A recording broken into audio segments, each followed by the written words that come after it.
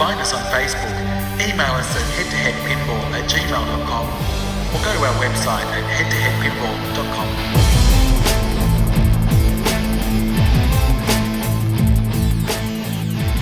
head2headpinball.com. Welcome everybody to Head2Head Pinball Podcast, Episode 9. I'm Martin, and with me... It's Ryan C. Ryan, I know we've had a big pinball week. What about you? Yeah, it's another week where we did a lot of stuff together. We did? Yeah. I'm getting sick of you, mate. I don't think you are. I don't think you can ever get enough of this. We've got a lot to cover this week. In the news, we're going to talk about pizza and pinball. Our good friend, John Popaduke. Not sure we'd say good friend, but there's news about him. Steve Ritchie has made a comment. We've got follow-ups on last week. We're going to talk about Expo. We're going to talk about TNA. We've got another competition. Our last one was so popular, we decided to do it again. And this is a big one, so keep listening. It is a big one. And then obviously lots of things that we did together this week, and we've also got our usual mailbag. Sound like a good show? What do you reckon? Yeah, let's get into it.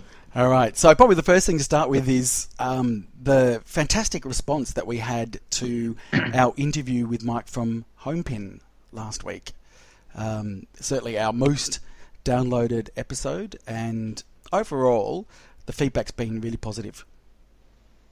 Yeah, we had I had a lot of private messages, and a lot of people said to me privately that they were actually a lot more interested in buying the machine now that they got to hear Mike, because he posts a lot in the forums, but unless you actually hear someone's voice and kind of hear the passion behind the story and how hard it is, and you know that he's there 24 hours, you know, in China, working there for the last how many years it's been? 5, I think.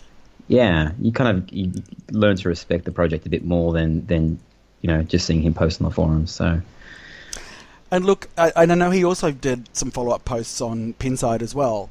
And the thing about Mike, and we talked about this before, is what you see is what you get. He is an Aussie bloke with a company making pinball in China, and I think some people try to think that the way he should communicate is, you know, via PR speak or marketing, and Mike's just, well, take me or leave me, this is me. Yeah, I don't think he's ever going to hire, you know, even though people might think that it would be to the benefit of his company, I don't think he's ever going to hire a PR firm to release statements on his behalf and kind of be in the shadows. I mean, like, he is the company, like it or not, so... Yeah, and, you know, we're Aussies, so we understand that kind of Aussie spirit, and so I don't think we get offended by it, but I know that other people sort of, you know, it takes a while to get used to it, but that's just us Aussies.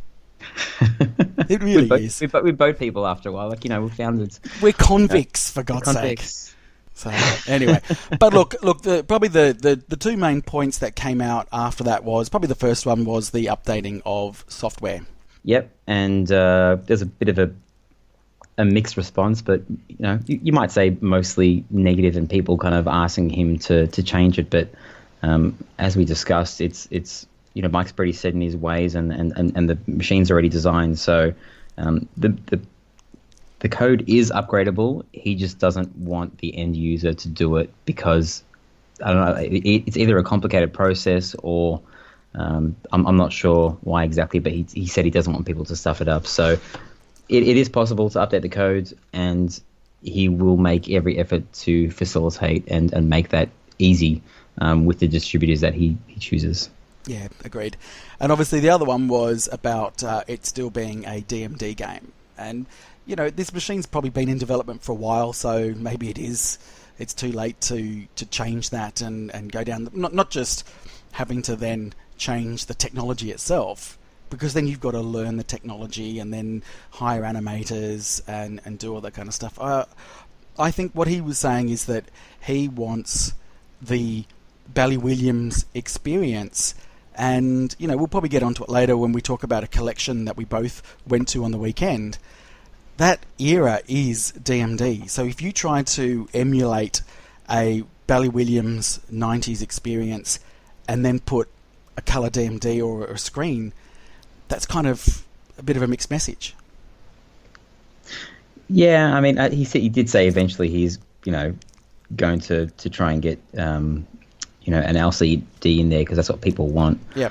But yeah, Thunderbirds has been in development for a while, and it's not going to change. It's too late to change anything Jurassic. So we'll be seeing it in a couple of weeks.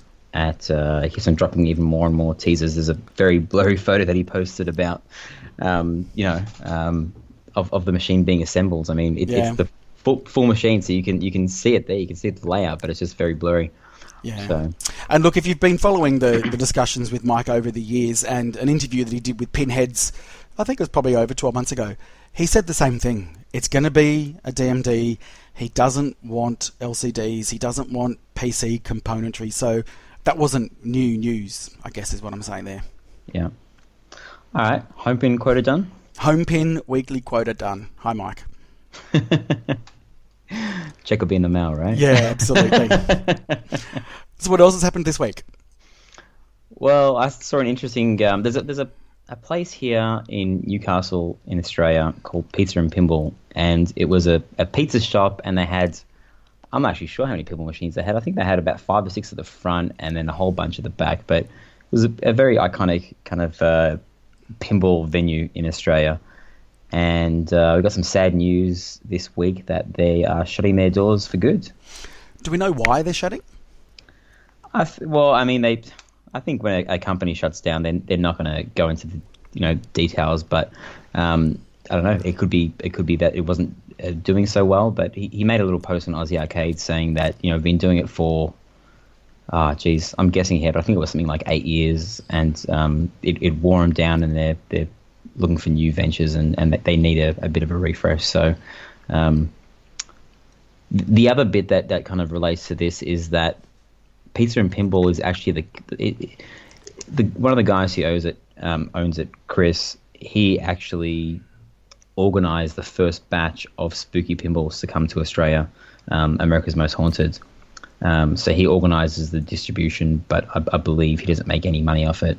So people started to freak out, including my friend Nimmer, about is he still going to bring down spooky pinballs and total nuclear annihilation? And he did answer that question and said, that part of the business is totally separate, and we are still going to be distributing spooky games. Yeah, but again, it's one of those places. Everyone in Australia knows about Pizza and Pinball, so it was a bit of a sad day, and you could just see everyone's response was of surprise and obviously disappointment. But I guess silver lining is that at least we still get spooky machines to come in. Yeah, well, I mean, the annoying thing that I'm sure would be almost annoying to them as well is, you see the Facebook post, and then Herald Sun picked it up, I believe, and wrote an article about it closing down. And these posts are shared and liked on social media so much, and it's like, where was this love before? I'm sure if every post they made had 300 shares and 500 comments about people tagging their friends saying, "Hey, we should go there before they close down," I'm sure they would still be alive and pumping and making lots of money. But it has to come to a place closing down for people to actually care about it. So it's a bit sad. It is a bit sad. So good luck to them, and I hope we get to see them somehow in public with pinball. Because I think they also support the Newcastle, not just the pinball scene, but the competition scene as well. So hopefully they will continue to do so. Pinfest is organised by the same guy. Yeah, there you go. I believe. And I don't know, maybe they'll open up another place called Pasta and Pinball. I don't know. Is that all you could think of? Pasta? That's like, yeah, pizza Okay. and pasta. I don't know. It goes Very together. simple. Yeah, okay.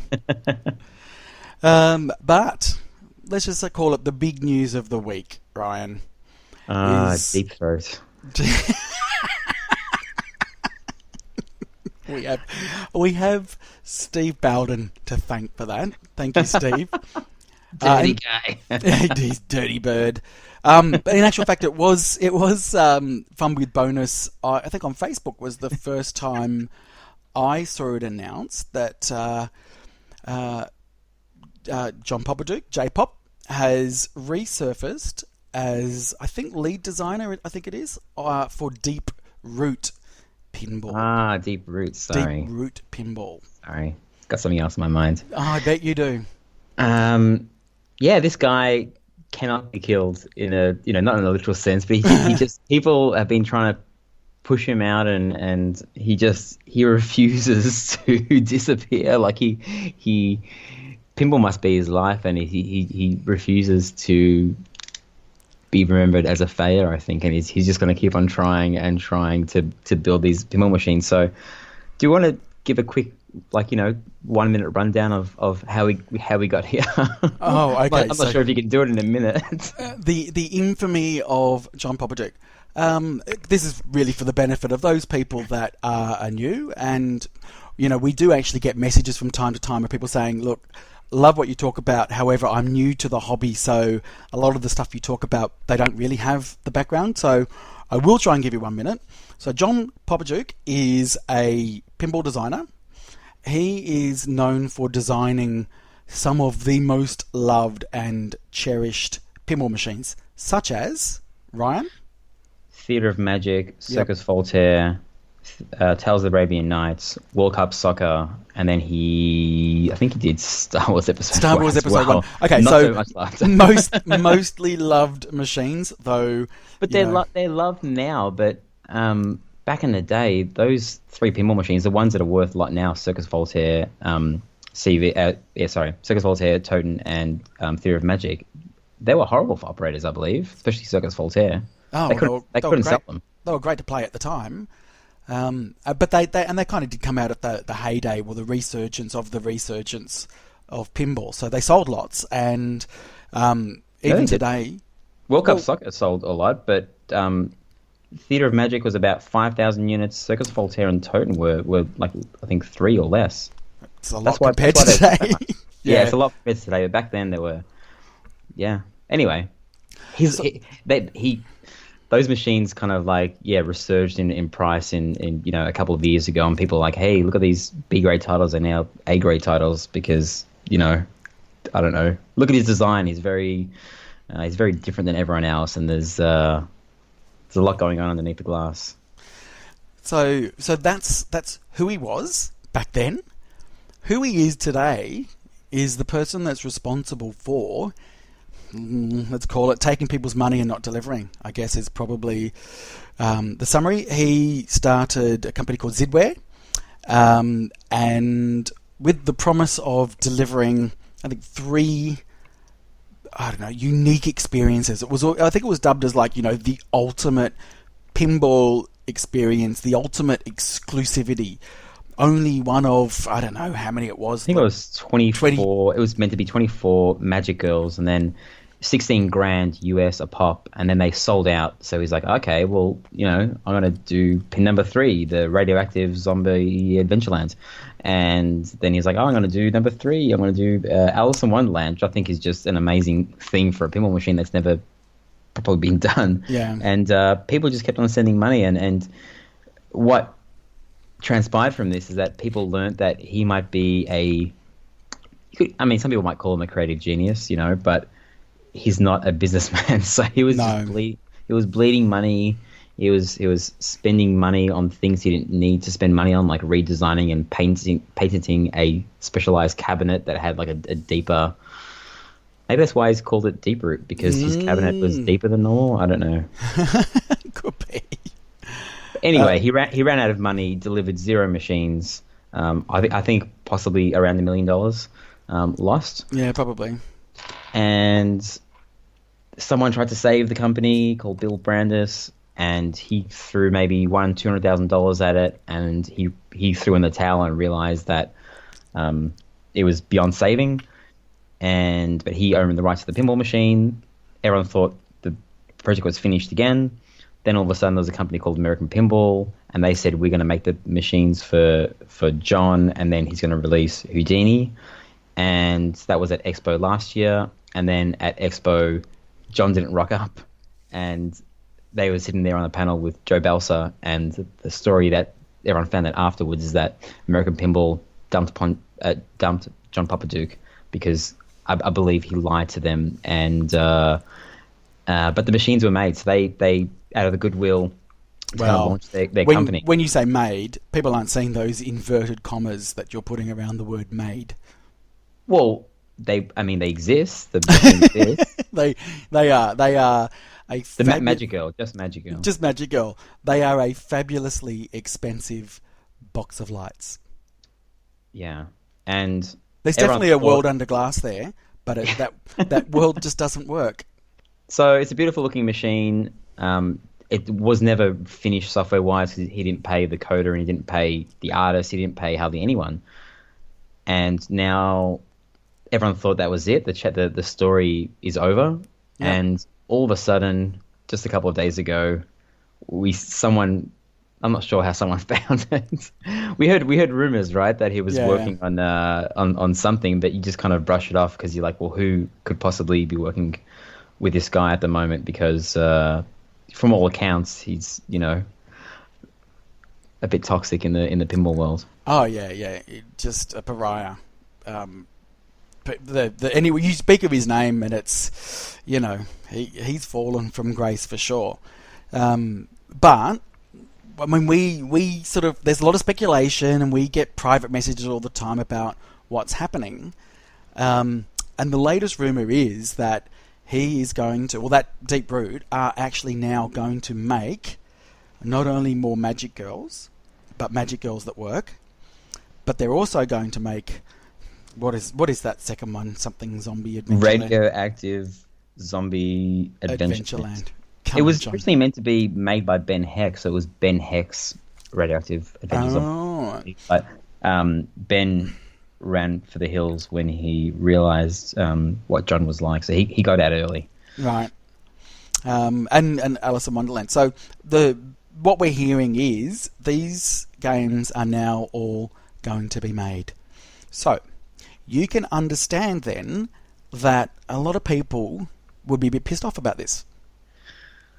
The people that should be the most pissed off are the ones that sent money for, let's call it Raza. That's the Raza, okay, It's easier to say. Sure. And Alice in Wonderland, because they've got nothing. almost everyone that ordered a Magic Girl has been made whole. He did promise a Magic Girl as payment to Jeremy Packer, which is Zombie Yeti, and I believe the software coder as well. I can't remember his name in the UK, and there might be some more people that missed out as well.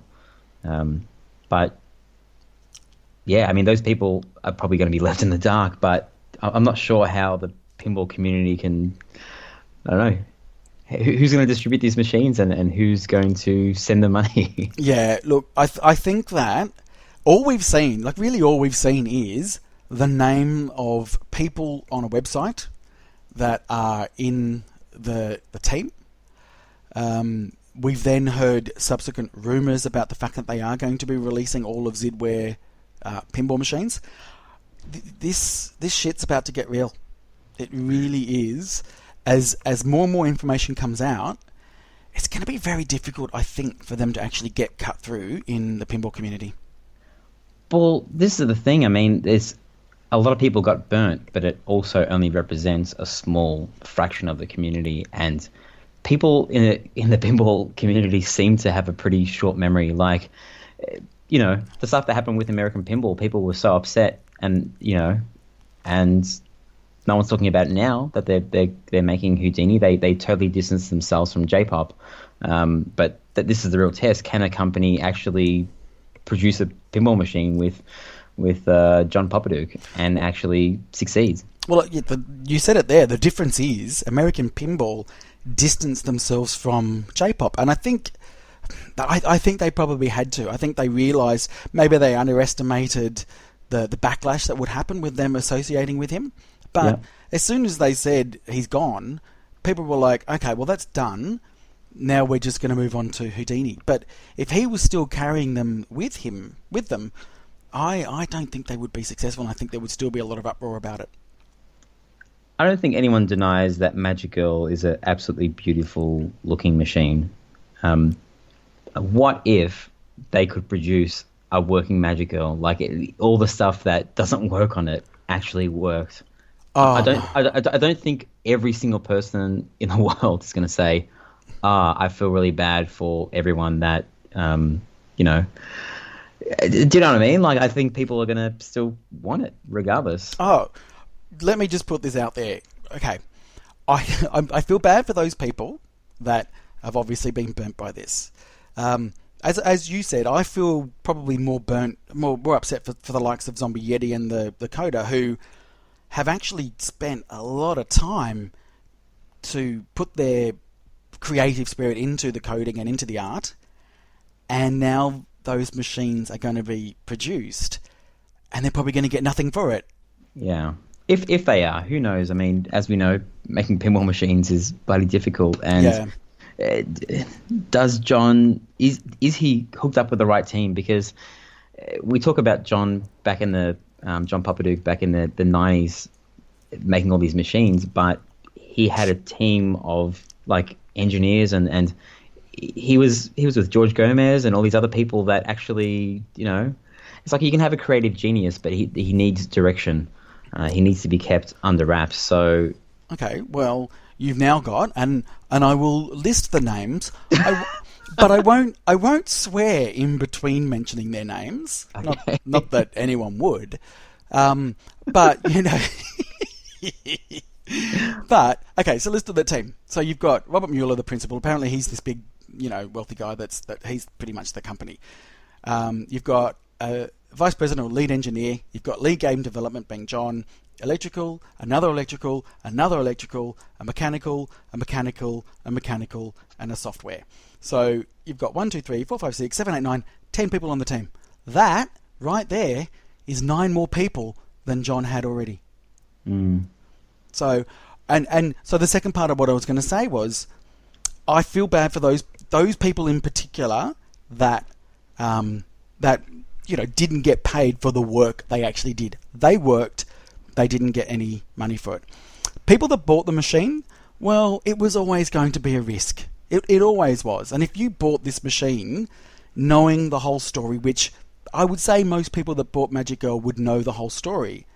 100%. Then you would be hoping that would be it. Whatever got delivered by American Pinball, that would be it. So if you bought it for $25,000, $30,000, whatever it was, you would hope that that's it, and you have something that's really special in your collection that nobody else has. And I know that that's the case, that people would feel very special. And obviously, whether it works or not, it doesn't matter. It looks beautiful, and they've only got it. And the hopes are that one day in the future, it'll get fixed somehow. But it was always a risk. Yeah, we'll see if... well, I'm not sure if I've seen anyone try and unload their Magic Girl now. I think people are still skeptical to see what's going to come out of JPOP Pinball, but that's right. They might not do it. A lot of speculation, and we don't. I mean, the website's pretty much empty. So, okay. Well, if they announced that, okay, it's a big hypothetical, but let's say we're 6 months down the track, and they say, right, you can now buy a fully functional, working Magic Girl, and it's going to cost you $15,000. Would you buy it, Ryan? I don't think I could. I think there's too much bad karma associated with bullshit. People. I would do it. No, you wouldn't. Yes, of course I would.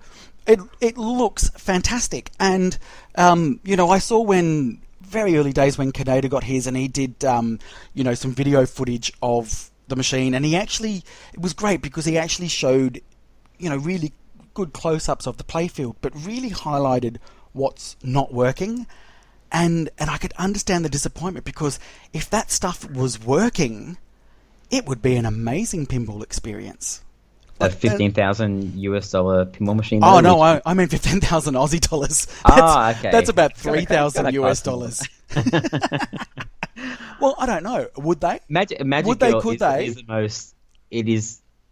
The playfield art's okay, but that translite has to be. I want it. It is the most. I had it as a background on my phone for about a year. It's just the most beautiful thing I've ever seen. I love everything about that machine, clearly, except for the fact that it just doesn't play. And I've seen a lot of video footage of people playing it, and it does nothing. It actually does nothing. You hit a shot and maybe the lights flash and maybe something goes off, but there's no purpose to it. You're not actually getting anywhere. So there's actually not a game there. We'll see. We'll be I would get following one. this. I would get one. I would on absolutely. the record, Marty. I would So absolutely. How much would you spend? I spent Australian dollars. $15,000 Australian. It won't be that much. Well, I know, but well, what do you reckon it would be in Australia? 20,000, 25,000, 30,000. Actually, it's a valid point, because if they're going to try and mass produce it, they can't. Yes. They can't have it at crazy prices, right? Well, that's what we don't know. Are they only going to be doing it in a small batch, or are they going to go out to market and try and mass produce this? Because you're right, if they're going to mass produce it, it needs to be a price point that there's a critical mass that would actually buy it. Well, I thought when that Bill Brandes guy came in to try and save the project, I believe that he got John to sign over the rights to all of the games and the design to him. So when American Pinball was making it, they had to kind of deal with him and license it off him, or there was some deal going on. So I don't know how they're going to do this unless, who knows. Who knows? But Probably as speculation. No, I know. And look, we really don't have a lot of information, and I don't think anybody has a lot of information at this stage about it. And but as I said, and it's an easy prediction to make. This is going to become more and more of a shitstorm the more information comes out. Would you like to speculate about the next news item? Would I like to speculate, or would I like to read it out of my show notes? Sure, you read it out. Well, wasn't it that there was a comment by Steve Ritchie, designer of Star Wars, basically along the lines of saying he's sick of licensed themes. So his post was in reply to a comment that somebody made, and he said, "Nah, I'm sick of licenses right now. I'm having real fun, in capitals, doing what I'm doing next." So, is it possible that Stern is making an unlicensed pinball machine? Is it possible? I don't know. I mean, somebody did comment after it, saying along the lines, they're a bit cheeky, saying, well, if you count Vikings as a non-licensed theme. Vikings? So, Vikings. That's what someone said. So we're just now, spreading the rumour, right? Oh, Black Knight 3000. Black Knight. Yeah, I don't know. Ding, ding, ding, ding, ding. Could you do that? Could he actually remake? Well, I do actually know someone was actually at, I think it might have actually been Texas Pinball Festival, and there was a friend of mine, Shane, hi Shane, who, when it was a Q&A with Steve, actually said, would you be interested in doing a remake of one of your old games like Getaway or Black Knight? And his response was, well, I already did a sequel to High Speed, and it was Getaway. I already did a sequel to Black Knight. It was Black Knight 2000. I'm too busy doing new games with new themes. I have no desire to remake any of my old games. Now, admittedly, that was a couple of years ago. Okay. Well, it's got to be for Stern, right? I mean, I don't think he's going to be contracting for a different company. I think Stern has him locked down. So yeah. Who knows? It takes, 2 years to design a pinball machine? So we can talk about it again in 2019. Well, that's right. So we do have some time, and then we've got plenty of that time to speculate and hear all the rumours that comes out on Pinside and other forums. But, maybe he is. Maybe the fact that he did have such a huge license as Star Wars, maybe he just wants something that is a bit safer. Yeah, and dialed in. I think everyone thought initially, not everyone, but a lot of people were speculating the demise of Jersey Jack when they, announced it. But they've now seen that people are speaking about the machine in such good light because they had the freedom to do whatever the hell they wanted to do, because it's their own IP. So maybe Stern has taken a new direction, and they will actually release. I don't think it'll be totally new. It would have to be kind of like a sequel to one of his other pins, because that is almost, the machines that are 20 years old are almost like a licensed theme in its own right. You know, Right. if someone was to make a follow up to Medieval Madness or something in the pinball world, that is equivalent to a movie or a TV show. Right. Well, so let's talk about, the word license, right? When you say it's a licensed pinball machine, that means you've had to go to whoever is a license holder and negotiate use of that license via some sort of fee. Okay? Yeah. Now, I'll go back to what I said. Somebody said also, Vikings you wouldn't call an unlicensed theme. Well, yes, there is a TV show called Vikings, but there are also Vikings that are, mythology that aren't licensed. Alice in Wonderland, right, isn't a license because nobody holds the license. But it is still a theme that you know. Well, yeah, as long as you don't use clips from the movie. Correct. You just have to use, yeah. Correct. So, it could be, Pirates of the Caribbean. Yes, that is a license because it's Pirates of the Caribbean. But if you just did Pirates that may or may not be located near the Caribbean or Caribbean, then that's not non-licensed. You know what? You know what it could be? It could be Pirates like of Trinidad and Tobago. Yes. It could be like, when was it Gottlieb in the day that was doing those Clayton's licenses? They were pretty much licenses, but they weren't. Like, Raven is one that comes to mind, which was pretty much Rambo, but it was a woman. Okay, yeah, I've seen that. So I wish I could remember them, and I haven't got time to look. Williams did it as well with No Good Gophers, Attack from Mars. Yeah. There's a couple of other ones, but they're Medieval Madness is meant to be what's that movie? Oh, that movie. The Holy Grail. Oh, yeah. It borrows for those things for sure. They took our shrubbery.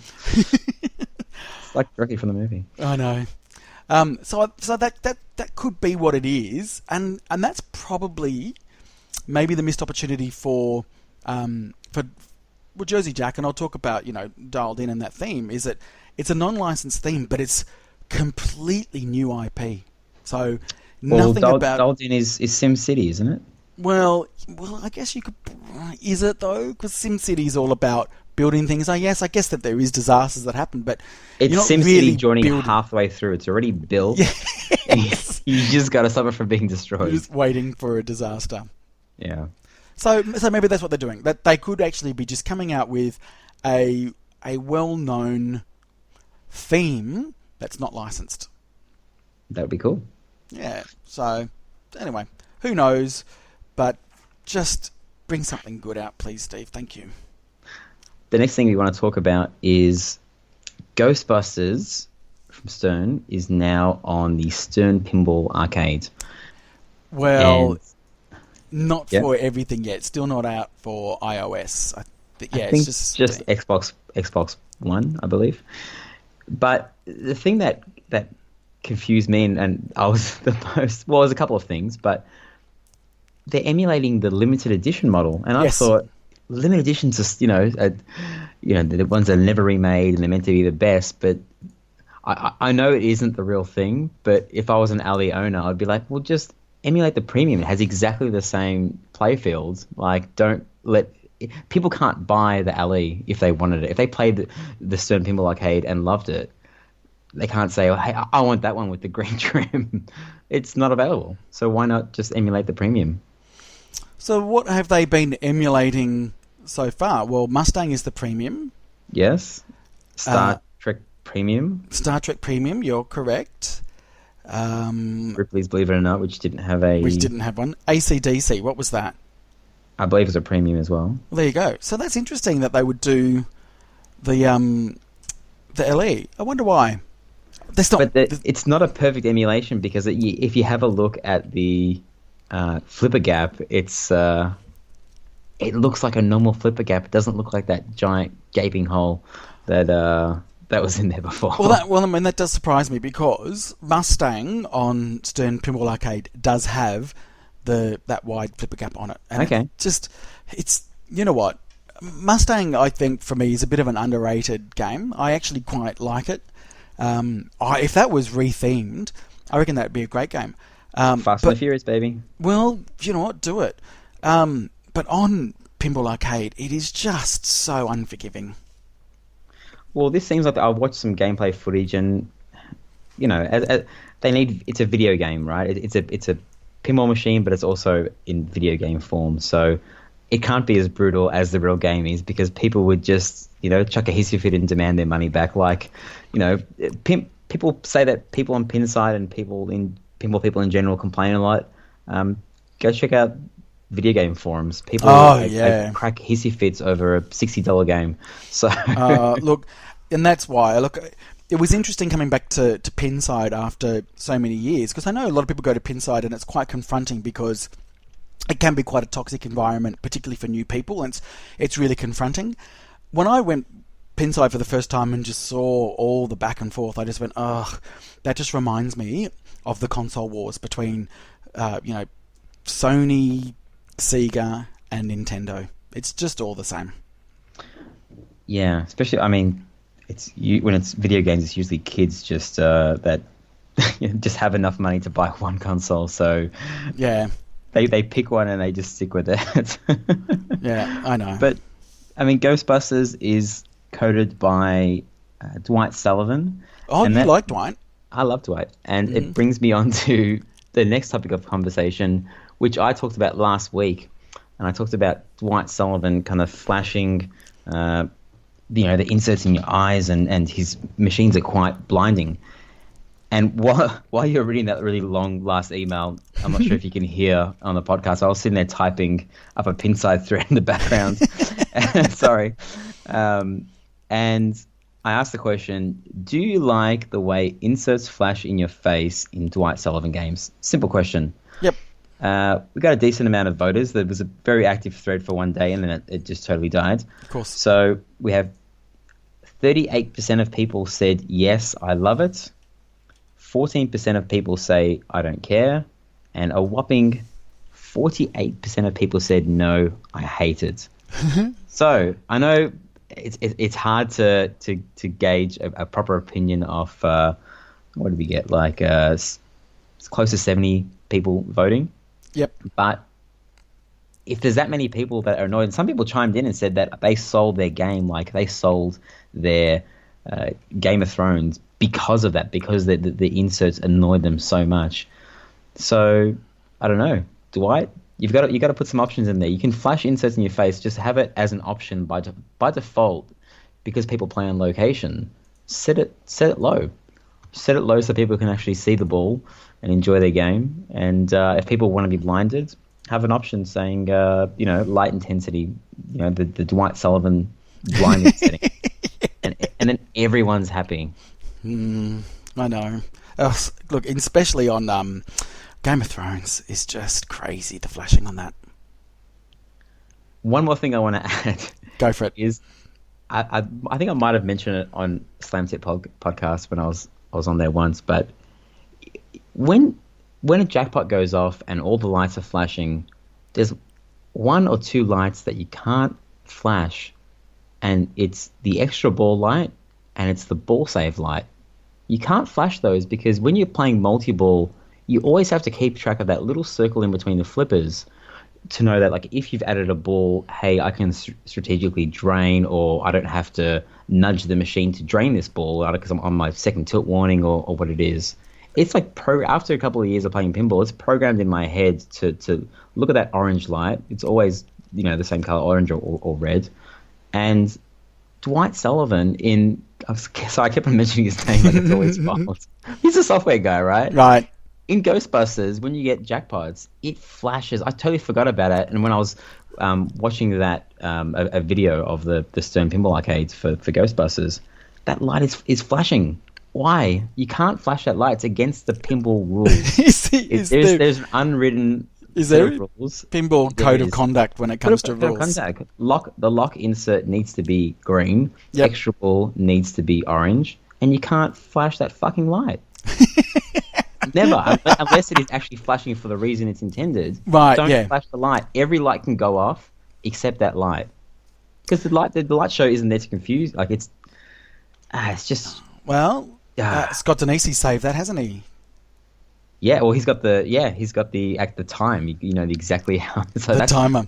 that doesn't flash when you get a jackpot, does it? No, it doesn't. And that probably brings us up on one thing that we are going to talk about, and that's the TNA stream. So Total Nuclear Annihilation was streamed, I think it was Again. Friday night our time. Yeah. This time at a very special location. Whose house was it at? I think one of the most famous guys in pinball, Ed Robinson. Yes. He's the lead singer of Bare Naked Ladies, and Yes. he is actually a really nice guy. Yes. There's a lot of the kind of like famous or semi-famous. I'm not sure, you know, what you want to class him as. I think he's pretty famous. And I met him at Pinball Expo, and I played a game of pinball, and he is. You can just tell. I'm not the best judge of character, No. as you might find out a bit later on, but. He's a nice person. He looks at you in the eyes when he talks to you, and he cares. And I'm sure he won't remember me at all because he's talking to a million people. But he is a nice guy. So, and I hope he doesn't mind me saying this, but when I was streaming the other night, and Bruce from Slam Tilt Podcast was there, and we were talking. So thank you, Bruce. I like the fact that he watches my stream. It's Melbourne Silverboard League, and I hate to say this, but I did ask the question. You know, Bare Naked Ladies, are they still big? Because in Australia, we pretty much had, what was the song, 1 week? Which is a fantastic song. And, you know, their albums are great. I love their music. But I wasn't really aware, because they haven't really had a big following in Australia, I would say. But he was saying that, you know, they do gigs or concerts where they get, you know, 15,000 people at these concerts. That's big. I mean, that's huge for Australia. Yeah. That's still pretty big. But I guess in Australia, we don't, it's not part of our conscious because that song plays, but not much more than that. So. Well, the Big Bang theme song, he did that. Yeah. Big Bang Theory. Yeah. So really, the summary of what I'm saying is, Ed, get your band, come to Australia, do a tour, but really, just come over and play some pinball with us. You can stay at Marty's house. You can stay at my house. You know what? You can stay at my house, and I'll tell you there are 4 pinball machines right outside your bedroom door on the bottom floor. So, you know what? You would have a great time. So this was Australia. the exciting thing about this is that this was a production model. This is the Yes. first TNA #1, first off the line. So it's in production. I know. And do you know what's Charlie warned us. He said they're going to come sooner than you think. Do you know what was really funny when I watched that stream? It was this really interesting moment where they were talking to Scott Denisi, and Scott was just a bit taken back. He was like, this is a machine that's been made that I've not touched a single thing. And you can think about it. He has that prototype he put together by hand himself. Somebody has replicated it. So he's seeing the same machine in front of him, but knowing it's not his machine. He had nothing to do with it. It was just, I would go to the Dead Flip stream and watch that video. It's a 5-hour stream, though, isn't it? It is, but it happens right at the beginning. You know who's going to find it? That this week in pinball, he's the master Yes. of watching streams and bookmarking the important parts. Please So you do. go- Bookmark that moment where Scott Denisi, you can kind of see it's all really surreal for him. He's seeing something that shouldn't exist because it's been in his head for so many years. It's been in his hands for so many years. He knows every intricate detail of what's under the playfield, the rules, the music, everything, and somebody's gone and made it. It really is a really interesting moment. So watch it for that. I mean, watch it for the gameplay and everybody playing it, because there's some really good players playing. Yeah, very good. Yeah. I only watched about 10 minutes, and then I can't watch these streams anymore because every time I watch them, I have my credit card in my hand, and I'm just like, I'm gonna do it, and then I can't buy any more pinball machines.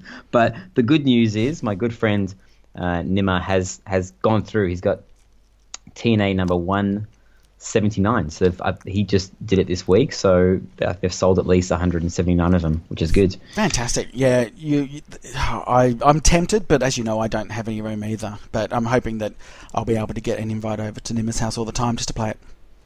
That's right. Or Ed Robertson, when he tours Australia with Bare Naked Ladies, and he travels with his TNA, he'll just park the two of us up outside my house, bring in TNA, and we can just play it at my house. I reckon that's what's going to happen. It's so wrong that the abbreviation for that is TNA. TNA. He's going to bring TNA to your house. He is going to bring TNA to my house. We all know how that's going to go. So what else is happening? Well, talking about new machines, we've got the Pinball Expo coming up in what's going to be next month in Chicago in the US. Now, there's a lot of rumors of what's going to be there and what's not. It's not confirmed until they say they're going to do it, but we are 99% sure that Pirates of the Caribbean is going to be there by Jersey Jack. So their fourth pinball machine, even though dialed in, just arrived in Australia this week, it will be shown in its full wide body glory at the Pinball Expo.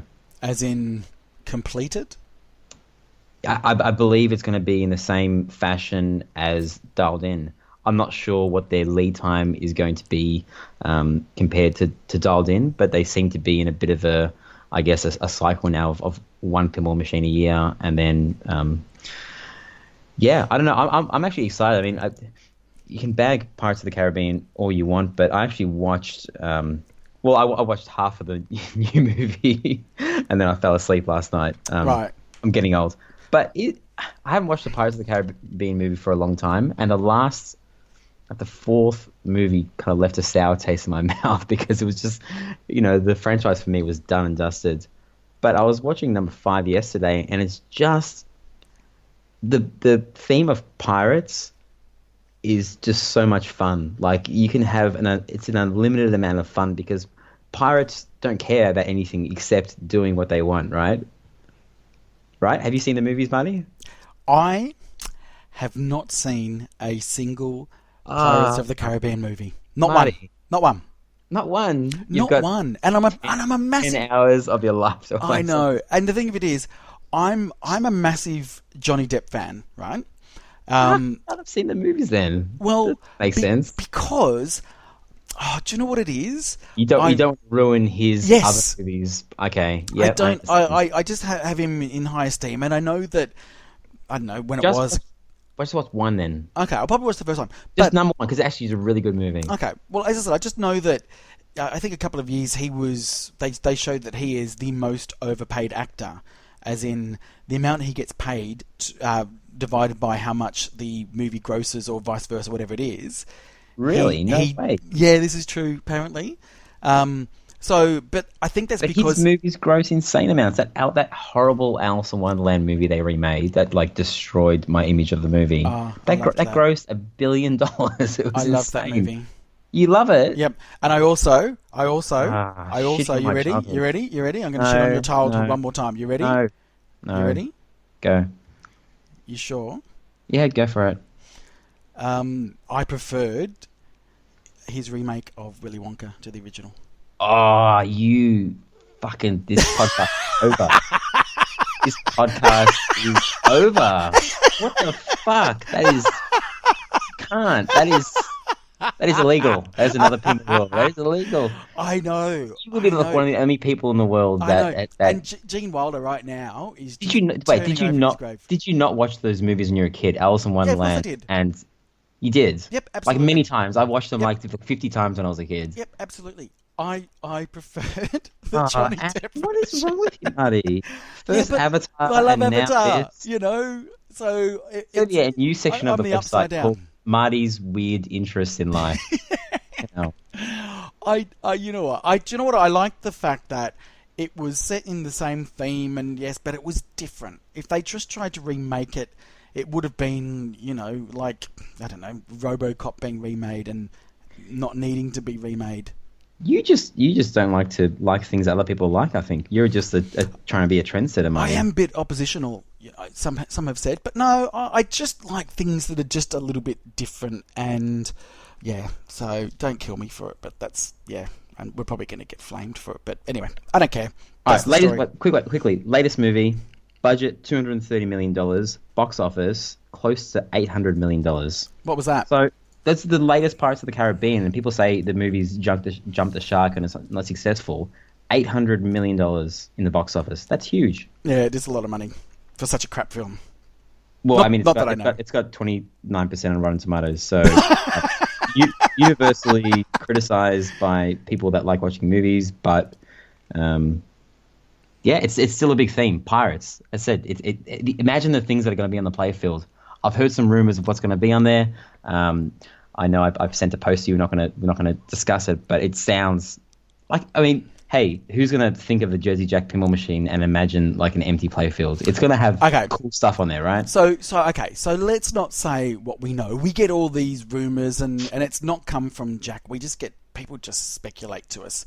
But the word is that it is the most packed playfield you will ever see. I haven't heard this rumor, so this is me putting it out there, but I want a cannon. I want a cannon like AC/DC, but instead of it being like Fires that, the ball. Well, yeah, I don't want it to be, no, not fires the ball when you plunge the ball. I want it to be like AC/DC where you're going for a shot for a jackpot or something. Right. But I want it to be sculpted like perfectly like an actual cannon instead of that monstrosity that's on AC/DC that people spend hundreds of dollars modding to actually look like a cannon. That would be nice. So I'm looking forward to seeing it. So Alice, look through the looking glass. Ah, The second Alice in Wonderland. I know how much it grows. The budget was 170 million. The box office was 300 million. So what's the Rotten Tomatoes rating, Manny? That's all I care about. 84%? 34%. 34, yes. And how about the original Alice in Wonderland? Oh, I don't know. Keep on talking. I'm going to look it up just to prove that you're wrong. Oh, just, poor thing. Poor Johnny. He was so great in 21 Jump Street. You don't know what that is, do you? Well, I've seen 22 and 23 Jump Street. Oh, wait a second. No, I've seen 21 and 22, the remakes. Yeah. And they're really funny. I actually haven't watched the original, which I know is probably... Well, it's not an original movie. It's an original TV show. Okay. Oh, it's a TV show. It was a TV show. Showing my age here. The original Alice in Wonderland, 79%. 79, it's 100%. It's so good. It's so iconic. I'm like, kids watch it now. I'm not going to show them that new one. Don't let your kids watch these new movies, buddy. No. Not Okay. really. The other bit we want to talk about, because we've been talking about movies, I know. is so is Stern going to bring Guardians of the Galaxy to Expo? The rumors are, Marty. The rumours are apparently they're not going to be showing a new pin at Expo, which seems a bit odd. It seems a bit odd. I heard from someone extremely reliable, straight from the mouth, let's say it's someone either that works at Stern or very close to someone that works at Stern that says they're definitely not showing any new pinball machines at Expo. Why? Now, I didn't get to ask the follow-up question. Well, but my guess is that maybe they just want to allow Star Wars to have a bit more breathing space than, but maybe they don't need to. They don't want to have pins overlapping as much as they do. I don't know. Maybe they don't want to have the same situation as Batman, where you could sit there and you could play dialed in, and there was 5 of them there at Expo getting absolutely hammered all weekend, and everyone was like, "Wow, this game's absolutely amazing." And then in the background, you could see 3 Batman 66 pinball machines in attract mode behind a roped fence, and people could just take pictures of them and say, "Wow, it looks pretty," but I really wish I could play it. Maybe this is the first move Zach Sharp has said. He said, he's right, I am now in control. Stop releasing these half-baked machines at these shows.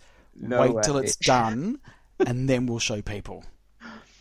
Well, one little bit that might be a little bit confusing is Christopher Franchi. Yes. The guy who's doing the art, I believe, for Guardians of the Galaxy Pinball Machine by Stern. He posted on Facebook, and I will read out his post. Pinball update. I was given a sneak peek at the playfield build-up of the newest pinball game I designed for Stern Pinball, which is an interesting word that he used, I designed, because he's an artist, but did he have? Is he a creative guy? And did he actually have, a bit more input into the machine? Or is it just assumed because he is doing the art, he doesn't say, I only designed the art, he just says, I designed, but meaning just the art? Yeah, probably. I'm probably reading into it too much. Have you ever been known to do that, Ryan? Yes. It's the origin of our whole podcast, right? Just pinball speculation. It's exactly. Without that, we would have 15 minutes of content each week. Exactly. We need to give you 2 chock-filled hours of just drivel. Yeah. So if you really want to get Ryan just started, just anonymously send him a one-line rumor, and he will spend the next 24 hours sending me messages. Is it this? What do you think about that? Could it be this? I'm like, dude, I'm working. Dude, you love it. No, I know, I do love it. Okay, I designed for Stern Pinball today. I almost crapped my own pants. It is amazing. It blows away any game I have seen in years, and I am so privileged to have the opportunity to work with legend John Borg, master art director Greg Ferrez, Stephen Martin, and the skilled geniuses at Stern. All will be revealed very soon. Save your pennies. Which is pretty funny because, don't buy Star Wars. That's what save your pennies means, right? I mean, what's Stern? Save your pennies. This is a must-have. Don't try and get clues from the photo. It's just a stock image. So, I mean, hey, he's going to promote his own stuff, but it's a pretty big statement to say it blows away any game I've seen in years. Yeah. Especially, I mean, probably, I'm guessing he's saying art-wise and, toys and features-wise. So, I don't know, or maybe he's just saying that because they're not revealing it at Expo and they're going to reveal Pirates of the Caribbean. Yeah, maybe. Who knows? But again, so he did the art for Batman 66, and which I absolutely love. Which, I got to play again. We talked about last week, and I do like the art on that as well. But listening to the interview that he gave, what he really talked about was that he had a very short period of time to get the art done, and if he had more time, it would have been even better. So you've now got that opportunity for him to probably have a lot more time to now be unleashed to actually show us what he can do in the pinball world.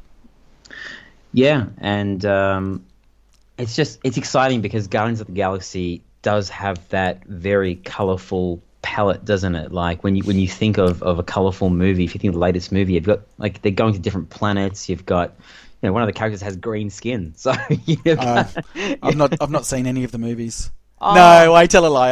Of course I've seen them. And just for those that haven't seen it, the opening credits of the second film is just the best part. You know what I mean? The little dancing scene, the little dancing scene. Yes, I know. You're not spoiling the movie there. It's the opening credits. But, the little... No? Yeah. What? You're talking about Groot? Yes! Oh, yes. You've ruined the whole movie for everybody. Well, that's not... That's not a spoiler. I don't know. So, what else is news? Well, Alien. Alien is now being shipped in vast quantities. 25, very fast. It's like half of what Stern can make in a day. But hey, this is big for them. It's probably double. It's probably more than they've shipped altogether. So they sent a picture. Bless them. So 25 clunky messes are being ready to be delivered. That you haven't played it like. Oh, I don't need to. Bro, do you even pinball? They're my go-to people, and that's right. We have to have a weekly shout out to Bro, do you even pinball? Hi, boys. And Sam. Oh, and girl. Yes. But, hi, Bruce. I run. As well. So do we know how many are coming to Australia? Well, this is the interesting thing. When it was revealed at Expo, and I was there, and I got around to Andrew and I said, is this coming to Australia? Like, I'm not buying this machine off you. I'm not sending you any money. Is it being distributed by anyone in Australia? And he said, yes, we're just in final contract negotiations with someone down there at the moment. I'm like, well, can you tell me who it is? Is it someone in Melbourne at least? Knowing that Wayne from Mr. Pinball is pretty much the only person in Melbourne. He said, yep, it is Wayne from Mr. Pinball. And I got really excited because I know that I could play the machine there. You can get a good appreciation for the machine before you put your money down. And that was almost a year ago. And it was just officially kind of announced that Wayne is the distributor for Highway Pinball, and he will be distributing Alien. Congratulations, Wayne. Congrats. And I believe he has managed to secure 6 Alien Standard Edition pinball machines. And certain stuff has been removed from the alley, so there is almost no point in getting the alley anymore unless you like a plaque and a number, which, hey, I guess almost counts for all alleys these days. Yeah. But 6 isn't a lot, and I'm not sure when he's going to be able to get more. So that was a couple of days ago, and they might already be sold out. So if you want an Alien, who do you call? Ghostbusters? Well, you call Mr. Pinball. That's it. But look, can I just say, just going back on me saying it's a clunky mess. I'm paraphrasing what Brody from Pinballs have said, but when I saw lots of videos of Hobbit, now that's not the original Hobbit that got changed, but just before it was getting done, I thought it was a clunky mess as well. But then when I played it, I realised it's not that it's a clunky mess, it's very metallic, kind of what I was saying about Batman 66. But metallic, meaning lots of ball hitting metal as opposed to rubber. Okay, yes. That's what I was saying about balls hitting rubber. Oh gosh. Come on, where is your mind? Anyway, so all I'm saying is that for me, Alien is such a great theme, and it's almost like a weekly quota for me to mention the fact that I nearly put my money down on an Alien, and I'm glad I didn't. But part of me just wants it to be really good. We will get to play it soon when those machines arrive. As long as Wayne hasn't banned you from saying it's a clunky mess. Yeah, no, Wayne loves me. You backtracked all right, so I think... I did okay? Okay, we can still get there, thanks. I did all right.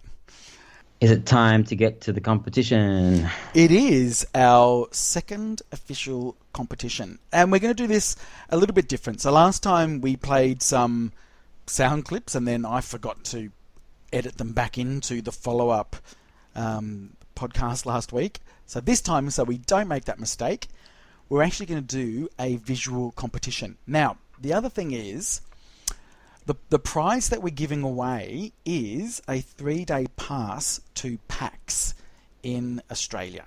So that'll be for Friday, Saturday, and Sunday. And I should try and remember what what the dates are. It's coming up. We're very unorganised this week, but it is October 27 to 29. So really, how much is this valued at, Marty? Just to put you under the pump. Oh, look, I think it's about $160. Whoa. Yeah, I know. Can I win? No, you can't. It is not open to employees of Head2Head. Yeah. Oh wow, it is $165. Wow. Right? So really, it's open to either people in Australia, or if people are overseas and they're going to come to Australia and be at PAX, then enter the competition. Don't enter the competition if you plan on not going. You can if you just want to guess and forfeit the prize, or if you've got a friend in Australia, then feel free to still email if you want to join in on the fun. So what are we doing this week for the comp, Ryan? Marty has carefully constructed... I wouldn't say carefully. It's pretty professional, bro. A grid of 3x3, so there's 9 images in there, and they're little bits and pieces of pinball translights. Yes. Dating from anything that's available now all the way back to, I don't know, let's say 50 years. And you have to tell us in order, and there's a little number in each box, because people were emailing us guesses to our last thing, and all of the answers were mumbled up. So please put them in order so we know which one you're talking about. And you need to guess which game each translate is from. And you will find this image on Facebook, just on our Facebook page. Yes, we want people to go to our Facebook page. We are now whoring ourselves out to Facebook. So Should we make people like our page to enter? Yes? Yes. We will No, check. I think that's against terms and conditions of Facebook. Oh, really? Yeah, I think they cracked down that a couple of years ago. But what we're saying is it will look favourably on your submission if you happen to have liked... That's even worse. No, that is worse. Even So worse. it is the first person that gets this right, all 9, and you will get all 9, although Ryan didn't. Ryan got about 3. Yeah, jeez. But that's... What? 3? I got like at least 4 or 5. No, you didn't. You got 3. No. And because you got a couple of them wrong. And it's mainly because a couple of these translights or backglasses are from the 80s. Yes. So he's not going to know that stuff. So, you could put it through a Google image search if you wanted to. I've not tried to make them too difficult. That wouldn't work. Don't give people clues. Does that work? It wouldn't work. It's just it's a small amount. Oh, Ryan, people are smart. They know this stuff. Okay. Are you saying our listener is dumb? Hey, we can't say listener anymore. We've hit the big time now, bro. We have hit a certain milestone of listeners, but we're not going to tell you what it is because we don't give out our numbers. We don't care. It's just between us. It's just between me and Marty. Yeah, but what we're really pleased about on that subject is the amount of listeners from the US has just shot up completely. So thank you, everybody. And how do we know that, Marty? How do we know that? Because I have a spreadsheet that I've created that tracks countries over time, and it makes you laugh. Oh God, I have a spreadsheet, and I have 4 graphs. I've got pie charts, I've got line graphs, I've got column graphs, I've got stacked column graphs. I can't believe you made me talk about that. Anyway, so the point of it is, if we can go back to the competition, is we are going to post this image up on Facebook, and you need to don't put it in the comments. You need to email us at head2headpinball@gmail.com. So that's head, the number 2, headpinball@gmail.com, and name the machine that this art is from. There's 9 little pictures. What if nobody gets it? Well, it's whoever gets the most right will then... The first person to get the most right will then get that pass to PAX. And, Ryan, are you going to be going to PAX this year? Do I have a free ticket? I don't know yet. Let's just say I'm working on something. 100? Okay. Yes, I will be there. We'll be doing something. Fantastic. So there's the competition this week. So enter it. It'll be lots of fun. And you know what? It's lots of fun just trying to work out these images. Some of them are really, really obvious. This week in pinball. What? That's the announcement of our next thing we're talking about. Oh, okay. Cool. I didn't say in my show notes here that you were going to sing out this. So so let's start with the stuff we did together, and we did a lot. We really did a lot together this week. What was the first thing that happened? Well, I had a friend, Dave, who was unboxing his Star Wars LE, and he's a pretty unorganized guy, and he knows he's unorganized, so he's not going to be upset about me saying that. And he decided to invite a couple of people, me and maybe 2 or 3 other people. And then literally at the last second, he just said, just fuck it, let's just invite just anyone who wants to come can come. So there ended up being, I don't know, 15, 20 people there, maybe? Yep, absolutely. Including Marty. Absolutely. So, and it was an unboxing of the Star Wars Limited Edition. That's right. So we got to play the LE for the first time. And what are your thoughts, Marty? So my initial thoughts were it felt different to the Pro.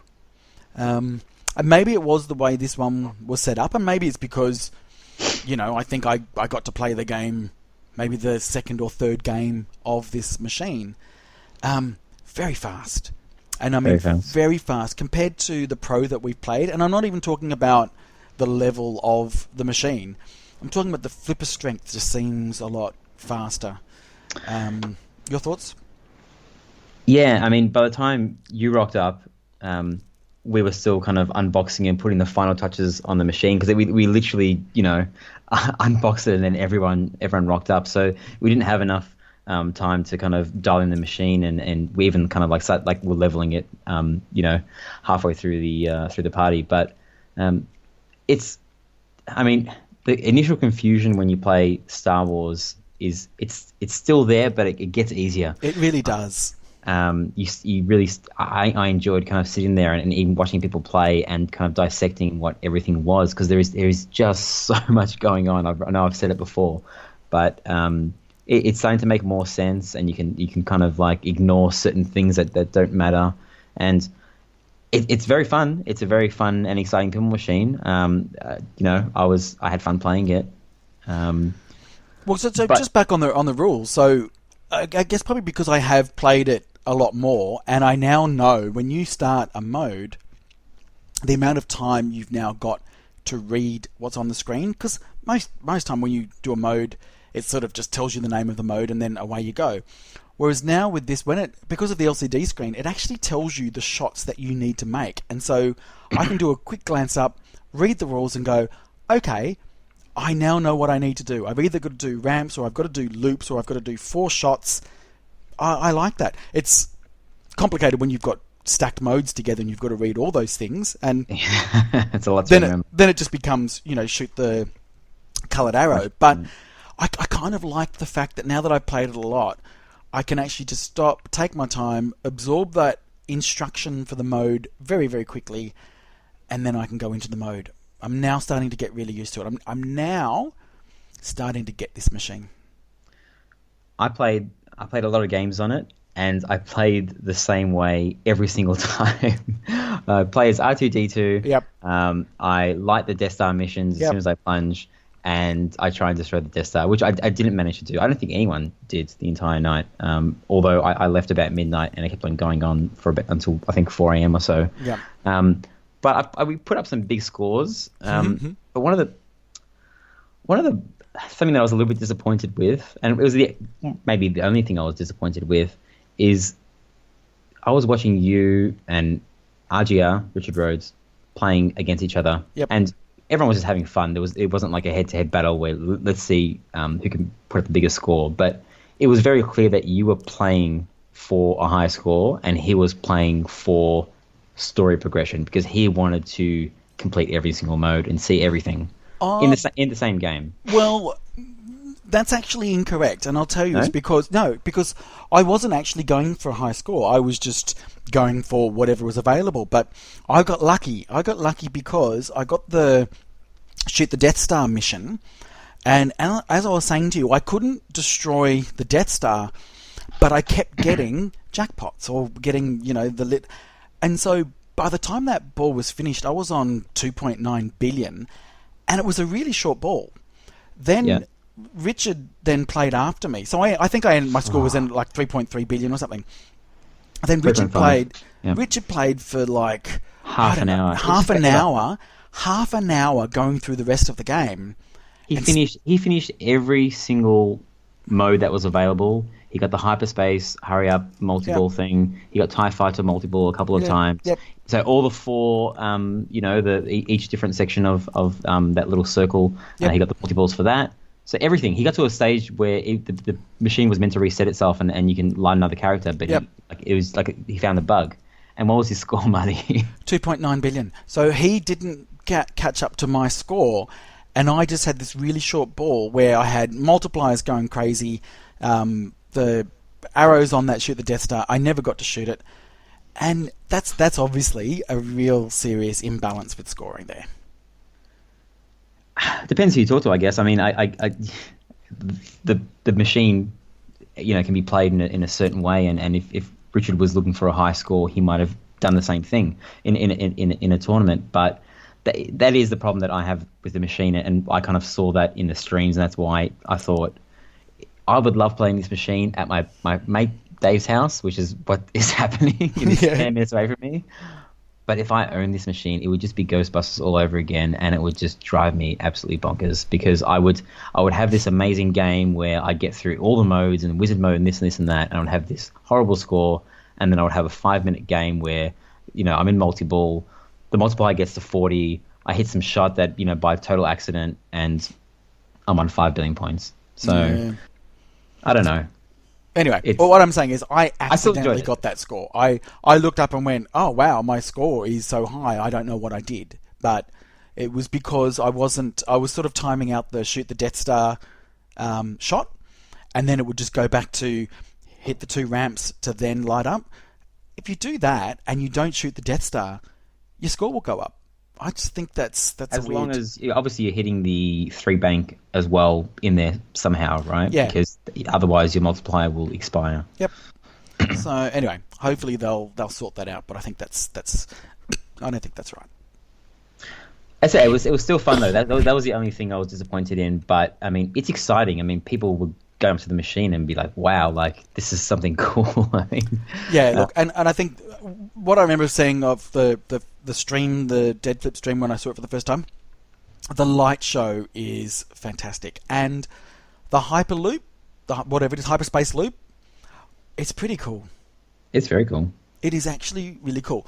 I don't know whether it completely transforms the machine, but the Pro suffers badly without it. Yeah.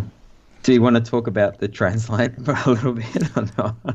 Well, we can, because when you see a machine like that up close and personal, you look at the playfield, and yes, we've probably seen the playfield so much that we're probably just conditioned to it. It's not like we're going to look at it now and say the art sucks. We know the art sucks, so let's just get on and play it. But what surprised us was another section of art, Ryan. The translate, when you see it in digital form on your computer, on your phone, I actually quite liked it. But when I saw it in person, I didn't like it at all. No. What were we saying? It looks like someone's put it through the watercolor filter on Photoshop. It looks blurry when it's not meant to be blurry, and it looks like watercolor, pastel. I don't know how to describe it, but it looks, even the side art as well, how with Han Solo's there, it looks unnecessarily blurry. Yeah, I know. But I mean, no one looks at the side cab, and you get 2 other translates in there that you can swap out. So not a big deal. Anyway, what else did we do on the weekend, Marty? well, in the spirit of head-to-head so you took me to a pinball meet, okay? So I don't do those things often. I took you to a pinball comp, a qualifying round at the Rosstown Pinball Arcade. So our good friend Marcus, and this is the one I was talking to you about many weeks ago, saying I need to get you over to Marcus's, and he graciously invited us over, and you got to play some old machines. Can you remember some of them? Paragon. Yep. I can remember a lot of them, because a lot of them like are moaning females, like Xenon. Yes. Very easy to remember that, because the chick's like moaning on the entire. Is she moaning? What is she doing? Probably. It was the era. That Zachariah one, the robot. Robot. Yeah. Superman. What's the one where you there's the motorbike one or something that you hit the shot and at times. I remember the stories behind them all. I just don't remember the names. It's crazy, because this is like when I was first introduced to pinball, about 4 years ago, where you walk into a room and everything is new to you. So it's, everything's good, but nothing's bad. But you don't there isn't one machine that kind of sticks out enough, because you're being overwhelmed by all these new experiences. Well, I can tell you the machines. So there was a 1959 Gottlieb straight shooter, the wood rail. That was a bit fun. There's a 1972 Grand Slam, also from Gottlieb. 1977 Centigrade 37. That machine fucked me so hard. It did. But do you know what's special about Centigrade 37? What's special about it is that if you lift I'm pretty sure this is the one. If you lift your flipper up, No. at like I usually do, the ball will roll and just roll out into the out lane. No. Do you know what? Centigrade 37 is actually, of that era, is actually quite a sought-after machine, and it's because of the art. The art is really funky, space chicks kind of Barbarella type thing. It's a fun game to play, but the art on that is fantastic. So, but when those machines come up, they're actually quite rare and they're highly sought after. So they go for quite a bit of coin. You have to raise the temperature of the girl to 37 degrees. There you go. Until she clones herself. It was good because we were playing these machines and Marcus was giving us kind of a history lesson and a rule lesson before we plunged our ball, which was really good. So there was a 1978 Playmatic Last Lap. Oh, I do like that one. I think that's a fun, quirky game. 78 Gottlieb Close Encounters of the Third Kind. That frickin' killed me. Couldn't get anything on that. Superman 1979 Atari, that also destroyed me. Stellar Wars, one of my favourite wide-body Williams. Do you remember that one? While you're talking about it, I'm quickly googling pictures to see if I can add anything to the conversation. You're going too fast. It's so hard. As I said, if I saw it in front of me, I remember it. Well, I'll tell you one that. So Paragon absolutely destroyed me, but you did really well on that. Well, I've played Paragon once before, and I was talking to you about it was quite funny because I was playing with John Cosson at his pinball venue, the Grotto. And I was playing for the first time, and it was in his little comp that he organised. We were doing a critical hit competition, and there's two flippers on the right, and the machine. The ball came down, and I lifted the flipper up, and the ball just went straight through those two flippers. And I was shocked. It was my first ball. I didn't realise, and I was like, "What?" And he pointed at me and laughed. He said, "You've been flipper fucked." That's his term for it. And then I looked at this machine and it had a wire in between, which makes it a lot easier. It does. You've still got that left bloody pop bumper area of doom, which killed us both. Quite a rare game as well was 1980 Gottlieb Circus. Another. I did really well in the game. I know you did. It killed me. I didn't know what to do. But that game is massive. It is massive. It was longer than every other game, and it was wider than every other game in that collection. Look it up, everyone. 1980 Gottlieb Circus. Some crazy stuff on that playfield. Yeah. The thing that I think I learned how to play these old games, and the best thing to do if you don't know the rule is just hit the ball as far away as you can up to the top of the playfield. Yeah. And hopefully by the time it comes down, you've hit a bunch of things. You know what? It really is. Get the ball as far away so you can enjoy those 5 to 6 seconds of it not being near the flippers. Yeah. Pretty much. And then we had 1980 Bally Xenon, which you talked about. Fathom. One of my favourite games of that era. What'd you think?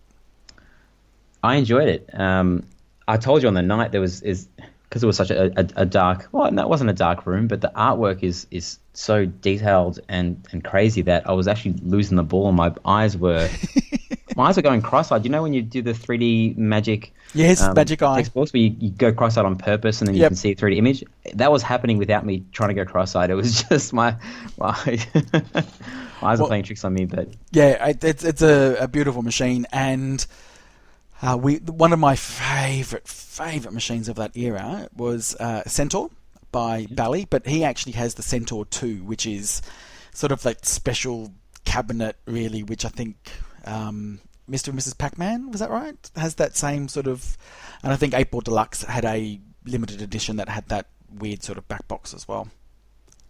Don't ask me about old games. I don't right, know. well there you go. Well, so you can't tell me I'm wrong because you don't know. Robot by Zachariah we talked about. I love that. I could not get the ramp shot, so therefore couldn't get any of the robots up and just died. Brighter Pinbot. Oh wow. How long did my game go for? That was the newest game. Forever. You said it was going to take 2 hours to play this tournament, and you spent about 35 minutes on pinball. Yeah, I actually timed it, and it was 45 minutes I was on this one game. Oh, no. And because the problem with that game is there's so much going on, except there's not. Because all you do, they call it a one-shot game. Get it up the left ramp, up the left ramp, up the left ramp, multi-ball up the left ramp, left ramp, left ramp. All you do is left ramp until you like the billion shot, get it up the billion shot, and then go up that ramp again. That's all you do.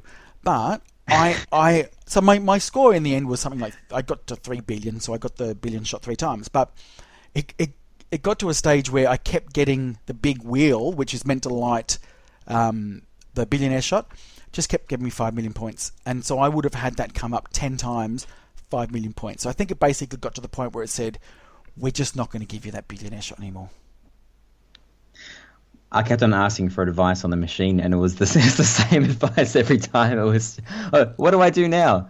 Shoot the left ramp. Shoot the ramp. Okay, I'm in multi-ball. What do I do now? Shoot the ramp with both balls. Like that's it. And so, you know what? I would be keen to play the machine. What is it? Brighter Pinball 2.0, because they have removed that. They've actually made the rest of the game.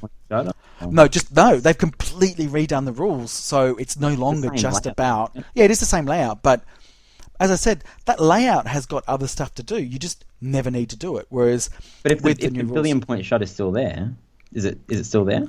Yeah, but I don't know the rules of Brighter Pinball 2.0, so maybe someone can write in. But it could be that's like the final wizard mode shot, but the rules are now more like a more recent DMD game.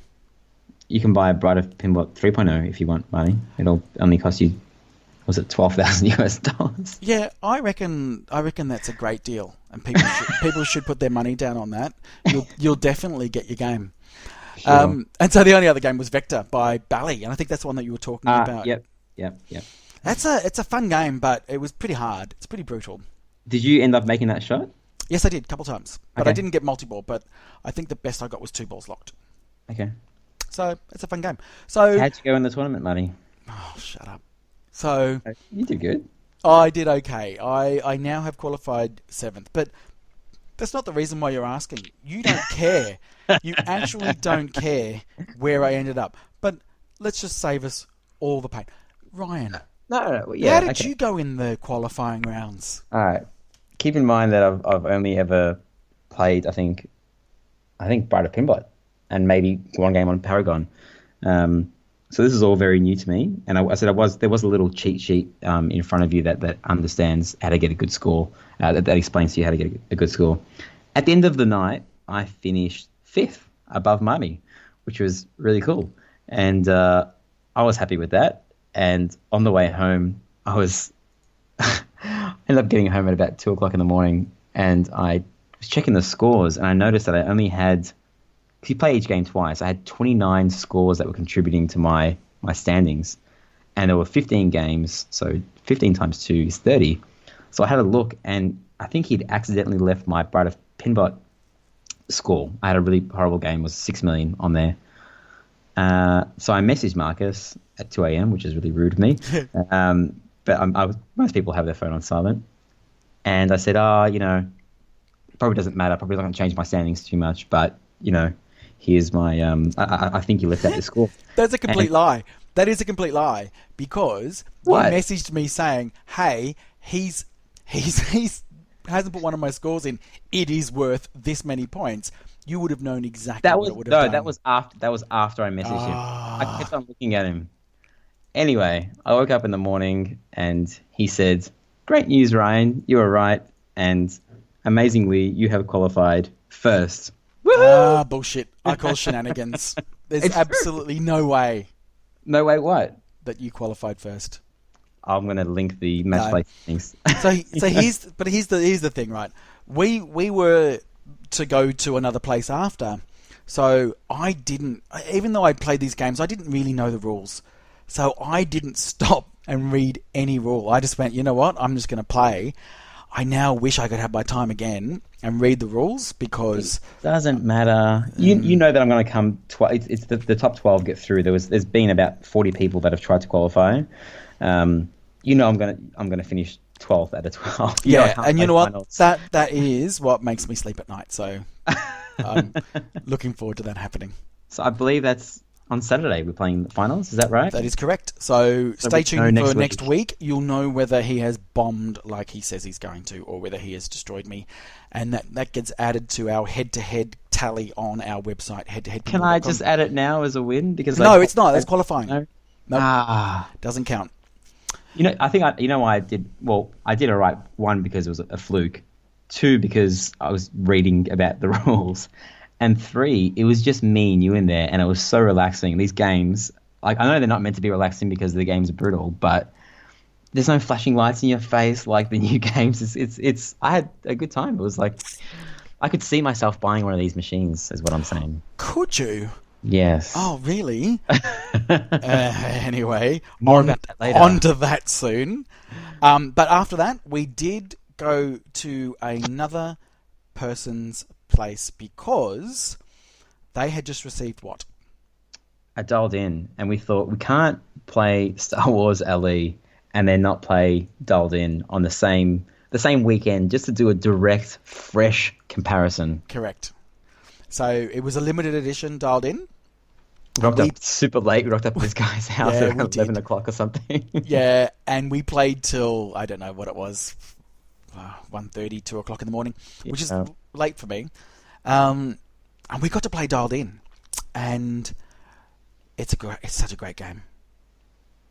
It is.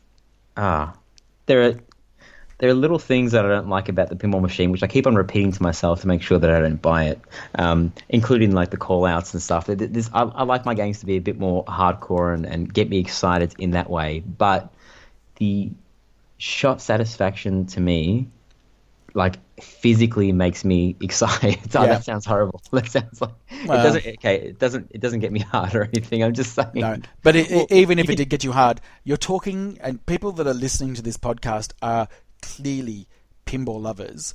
They would totally understand and agree with what you're saying.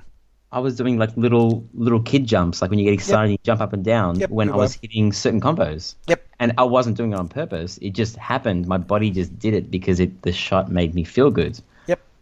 And every time you did, I can't remember what it was. It was sort of like the lock shot. Right. It was right loop, left loop, the theatre shot, and then the side ramp. And when you did that, every single time you said it, you went, "Oh God, that is so satisfying." Yeah. And it really is. Combo, bitch. I kept on saying combo. What was I saying? I don't even know what I was saying. You were delirious. But that's what I've said about this machine. That's like my third time I've had an extended period of time with it. It is as though every single shot, the ramps, the orbits, the middle shot, have just been moved to within a micro bloody millimeter or whatever it is, to just the perfect location to where they should be. Every shot feels perfect. And one little tip is, when I first played the pinball machine, I couldn't hit the lock shot because most side ramp shots on pinball machines are kind of in the middle of the flipper. If you're trying to hit, it's a really big entrance to that ramp, the lock shot. Just hit it early. Hit it earlier than you think you need to, and you will get it every single time. Yeah. Well, not every time, but it's so good. It's amazing. So, I love that machine already. I love it again. There's only one problem I have with it. And that is? It doesn't surprise me. Because you've watched so much footage of it online already? No, I think because it feels so perfect, nothing surprises me. Okay. I'm going to give you a parallel story. You ready? Okay. Go for it. Many years ago, I bought a new car. It was a German car, and it was an Audi. And when I drove it out of the car yard, there was something wrong with the gearbox, and they had to replace the gearbox. And 3 months later, they got the gearbox, and this car just never felt right. A few years later, I bought a BMW, and it is a perfect car. In every way, it feels perfect. But I would much rather the Audi because it surprised me. Its flaws are what made it interesting. It's the whole Ferrari versus Lamborghini argument, right? Yeah, absolutely. And I totally now understand. Like, I remember when Top Gear were reviewing McLarens, and they say, this car is perfect in every way, therefore it's not fun. It's lost its soul. I'm not saying that Dialed In is quite like that. But what I'm saying is, it is so good and everything does exactly what it needs to do. The rules do exactly what. So I'm not surprised. That was the real difference, I think, between that and Star Wars. And I think Wait, are you saying you like Star Wars better? Yeah, I do. Oh, no way. Well, no, I don't know. That's really hard. I don't think it's. You didn't seem impressed on the night, Marty. You had your game face on. Is this just for the podcast content? Yeah, of course it is. Me? Okay. Of course it is. But as I said, look, for me, Dialed In is by far the better game. By far, it just is a much better game. But I like the surprise of randomness. I will take Dialed In over Star Wars any day of the week, and I will probably own a Dialed In one day. Not yet. I'll probably be, scouring the secondhand market for one. To me, it's like the opposite to The Hobbit. The Hobbit is the best pinball machine in the world on about like 8 of the 10 things that I like about pinball machines. Yep. But the 2 that it isn't is like layout, and I don't think the rule set is quite there yet because it's not finished. Yep. And the layout is a big cross, but the other stuff is so good that I think it makes up for it.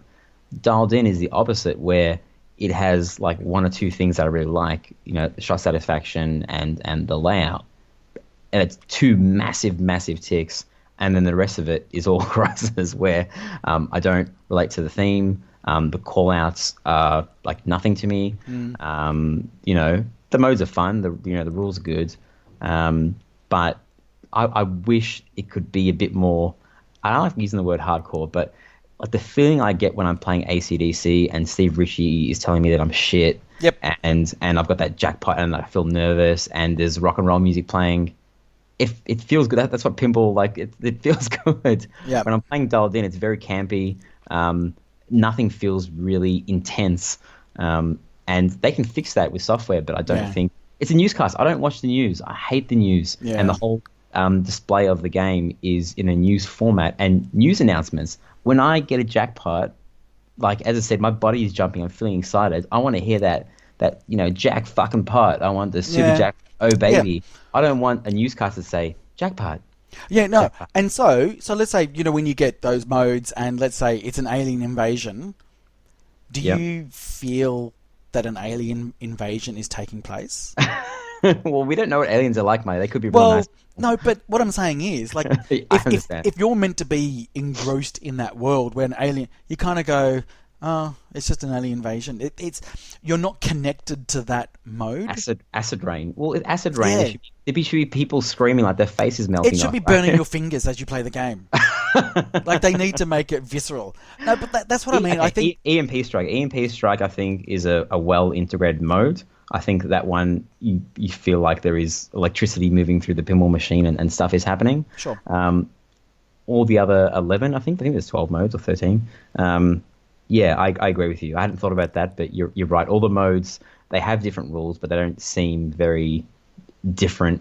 They don't feel important. Maybe it's because the backlash, even though you've got this massive LCD display, I mean, it's really just panning from like one section of the city to another. It isn't like they have these sequences that kind of set the mood, like an Arkenstone mode where, I don't know about you, but when I get to the last stage of certain Arkenstone modes in The Hobbit, it gets me so nervous because of that 2 Steps from Hell music just ramps up. Right. Like they do it on purpose, right? So it's all about the theatre, the theatrics.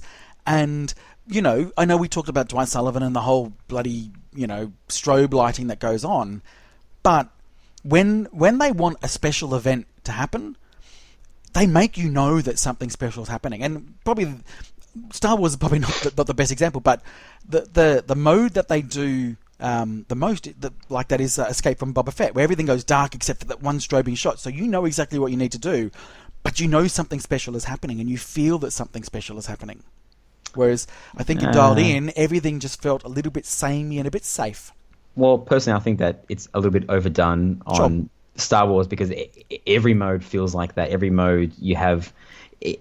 There's a mode where you have a purple insert flashing at you, and then when you hit that shot, other purple inserts light up, but also pink inserts, and it strobes between pink and purple, and it's the colors on the pinball machine when everything else is going on is so similar. I'm like, well, is that a mode shot or is that a combo shot? Like, it's confusing to me. Okay, you can go Star Wars, even though you've bagged the crap out of it. You can flip flop on that, and I'll stick with dialed in. Okay, I don't know. I probably would take a dialed in. I'm just saying it's not. It's not as clear cut, and I just think you can't get that experience. You can't get the dialed in experience anywhere except a dialed in pinball machine, and you can get very close to a Star Wars experience, I believe, on a game. Game and I agree, or Star Trek. I just think with dialed in, I would just like there to be a bit more contrast, a bit of light and shade, where it everything's all happening at once and it's beautiful, but it never peaks. It sort of just has that same sort of feeling as you go through, which is great because the layout is absolutely great. The shot satisfaction is great. I don't mind the call-outs myself. I love the phone going off, but everything just feels like you're just in the same gear throughout the whole game. Well, when you got selfie modes, it looked like you were peaking when they took one of those photos, mate. Yeah, well, that's true, but that was obviously for the audience. All right, well, okay, but I didn't know this, so it's this. I'm shocked, but well, I can't tell you this stuff because I've got to keep it for the podcast. Yeah, otherwise I'd be pretending to be surprised and not good at acting. Exactly. And so, look, we want to thank Andy for allowing us to come over and see his dialed in, and I just wanted to point out as well, so this guy, oh my God, so his collection, I've seen lots of people's collections. I have not seen a collection of machines in this level of condition ever. And I had to say, I'm sorry, Ryan, I've now seen the best pinball collection I've ever seen because, that's fine. He had, it's true. But it's true. He had Twilight Zone, Adams, Whitewater. He had a Woz 75th anniversary. Obviously, it's got dialed in and got a Star Wars limited edition today. So he will actually be a really good test because he's got both side by side. Which one he likes the most? We will interview him. Circus Voltaire, Star Trek Premium, Star Trek Next Gen. Just these, but every single one of these machines looked and felt like they had just come out of the box. He likes his bling. But the playfields were completely smooth. The flippers were the strongest flippers. Oh my God, I was just over the moon with this collection. Was just I've not seen machines that mint. Was it a good hookup? Absolutely. See, thanks to you and this whole head-to-head thing, I'm now seeing people's collections, and I'm seeing a collection like this. And we streamed there the night after, which we'll get to, and got to see it again. And I can't get over this collection. These machines are the mintiest of mint machines I have ever seen. Yep, and he is crazier than me because he buys pinball machines more than I do. I found someone who's crazier than me in the hobby, which is good. Speaking of buying machines, Ryan, what's happened in your week this week? I didn't buy any pinball machines this week, Money. What are you talking about? You didn't buy one machine this week. Yeah, I bought two more pinball machines this week. Oh God! But the good news for everybody is he has finally taken the plunge and bought an older machine. Yeah, so one of the machines is Sopranos, and I don't have space for it, so it's being paid for, but it's sitting somewhere else at the moment.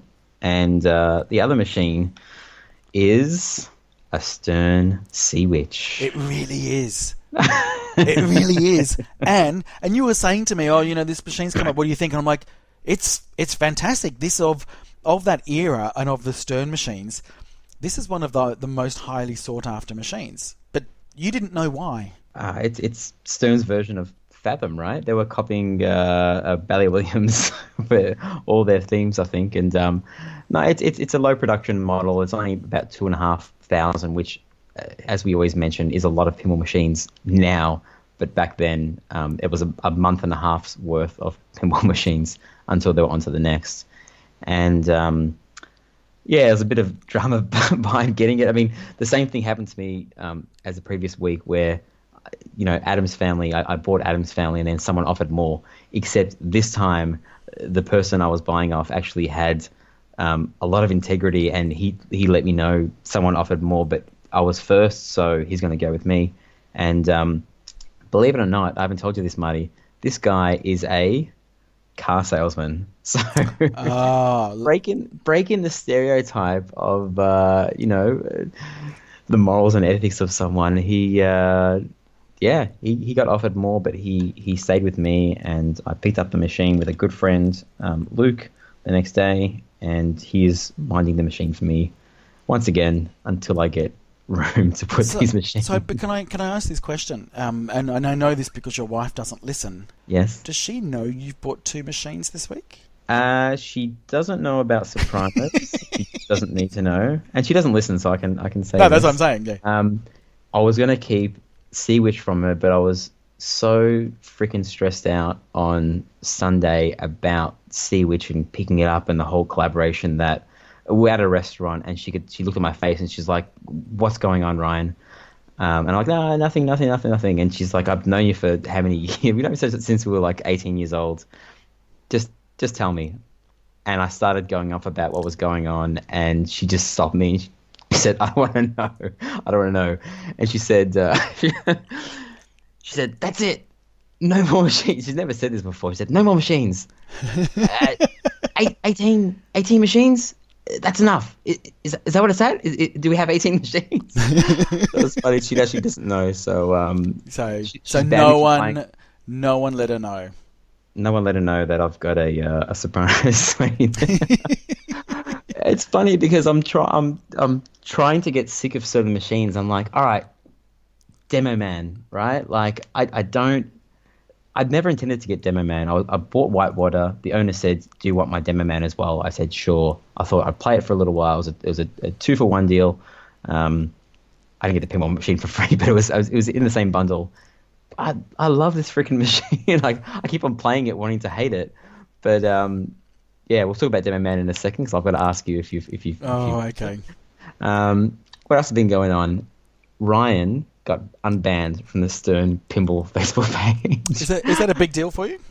It is a big deal because I got banned about a year and a half ago. I can't remember what they were banning. They were on a banning rampage at one point. You would ask a question about code or something in a nice way, and they would just ban you. I got banned for something a little bit worse. Someone was bagging The Hobbit, and I just got The Hobbit, and they were saying Game of Thrones shits all over The Hobbit, and I just posted a side-by-side picture of both machines, and that's it. I didn't say anything, and I got like a lifetime ban for that. Anyway, there was a post on Facebook. I can't even remember what the post was, and people were just absolutely canning Stern. And Jared popped up and said, "Hey guys, like if you want to get unbanned from the page, just message me." So I did, and I'm unbanned. So thank you, Jared.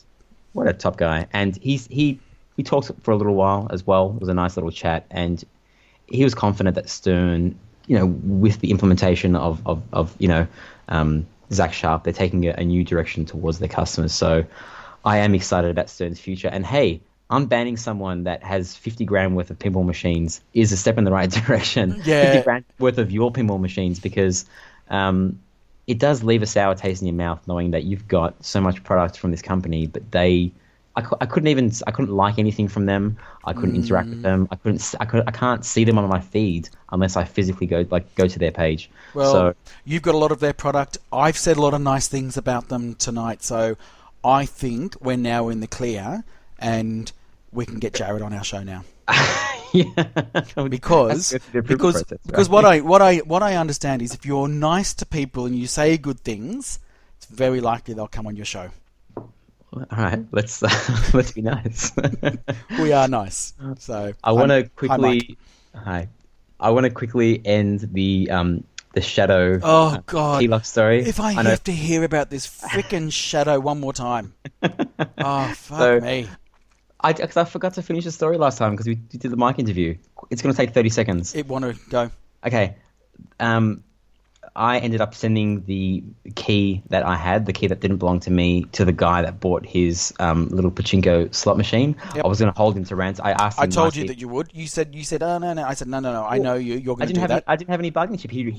I had already driven for 5 hours to pick it up. I guessed it. Keep going. Okay. I'm a nice guy. You are a nice guy. And then that was that part of the story. And then this week, I get a message from someone saying, "Oh, hey, are you the guy that bought the Shadow pinball machine?" I'm like, "Yep."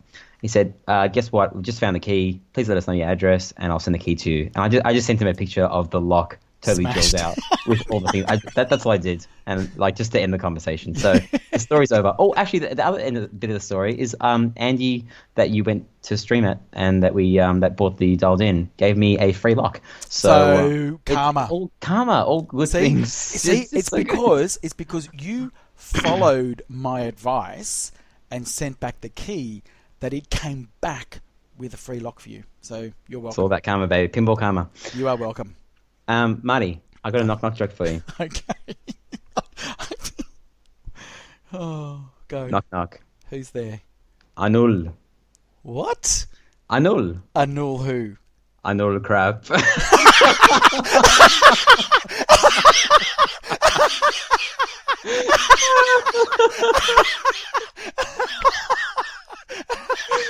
Oh, gotcha. That's 3 episodes in a row. That joke is now done. Okay, 3 episodes. Joke is done. Do you know what? I was talking to our mutual friend Lucas today, and he said, "Oh, by the way, guess where I drove past today?" And I went, "No, I don't know. You got anal crap." Why is this a thing? Anyway, Luna Park backwards for those people. I can't believe that was a terrible, terrible knock joke. Anyway, so have you got a question for me?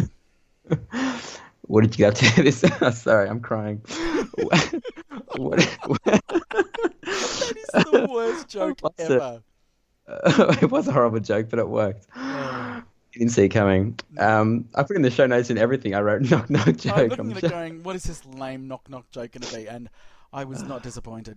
All right, Marty, what did you get up to this week in pinball? God. I watched a movie this week. How is that pinball related, you ask? Did it involve 3 seashells? Yeah, it did. So I finally got to watch Demolition Man. Yeah. Okay. What did you think? That was a jackpot call out. Was it? Okay. So I got to tell you, it was really weird watching this film because it's a shit film, right? It's shit, but it's so shit that it's actually good. I got to say, like, I think about, I don't know, 15 minutes into the movie, I sent, because Ryan didn't know I was watching the movie, and I sent him a message saying, I'd forgotten how bad of an actress Sandra Bullock is. Yeah. She's terrible. She is. She's really bad. So Miss Congeniality, which I did like that film. But anyway, so it is a terrible film. But what was really weird was that I was watching this film trying to work out what was in the pinball machine and what wasn't. Yeah. And the only thing I could remember that's in the pinball machine is the cryo claw. Yeah. So that is it's just all shots and the cry claw. That's all it is. Right. So okay, what I want to ask you is, so you know in the game you get that fortress multi-ball? Yeah. What was the fortress in the movie? I think the fortress is the underground layer with that Dennis Leary. Dennis Leary, yeah, that's what I'm thinking of. That's not a fortress. That's the sewers. That's not a fortress. I don't know. I guess that's better than underground sewer with Dennis Leary multi-ball. Sewer multi-ball with Dennis Leary. So I don't know. Although I do now know what was it? MDK, because that's the 3 top lanes: murder, death, kill. Okay, yeah, I know that. Here's a giant fucking plot hole for you. When they unfreeze Wesley Snipes, he's there with like 3 people, and he has to murder them to get out, right? Yep. Spoiler alert. Yeah, sorry if you haven't seen this film. When Wesley Snipes, and then everyone knows, right? It was the first murder, death, kill in forever, so that all the policemen, they're all confused, panic, sirens going off. When Wesley Snipes demands that he unfreezes a whole bunch of, he gives them a list of all these convicts and these mean people that are sitting in jail on death row. They just appear out of nowhere, like without any murder, death, kills. How did he anonymously kind of like take 20 people out, but he couldn't take Wesley Snipes out without setting everything on fire? I don't know. Well, because he didn't know who Wesley was going to choose as his posse. he just knew that the Simon, whatever his name was, character, was the one guy that could do all of this. Anyway, let's not even talk about the plot because it was just really stupid. But what's your theory on the three seashells, Marty? I don't know. But look, it was a fun film. It goes for 2 hours, which is probably 45 minutes too long. And you know, Sylvester Stallone, he was all right in it. He was a bit funny. But as I said, I need to play the pinball machine now. So all right. Come over. Sometime I'm going to come over this week sometime. This is the main reason why I wanted you to watch the movie, and I can't believe you took so long to watch it because Bruce and Ron have already kind of like done this bit last week. So I'm not copying you guys. We started this whole thing. Yes, we did. You're copying us. Okay, so do you remember the part where Wesley Snipes goes to the museum? Yes. Okay, now there's 4 multi-balls that represent 4 different parts of the movie. The museum multi-ball, I mean, they have different jackpot call-outs for each multi-ball, right. But it's the same jackpot call-out. Right, okay. Every single time you hit a jackpot. And the jackpot call-out is, I'm pretty sure it's Sylvester Stallone yelling and then an explosion going up. So this game is Flow City. It is such a good flow game, right? Dennis Norman, genius, right? So this is what it sounds like when I'm playing the game. I'm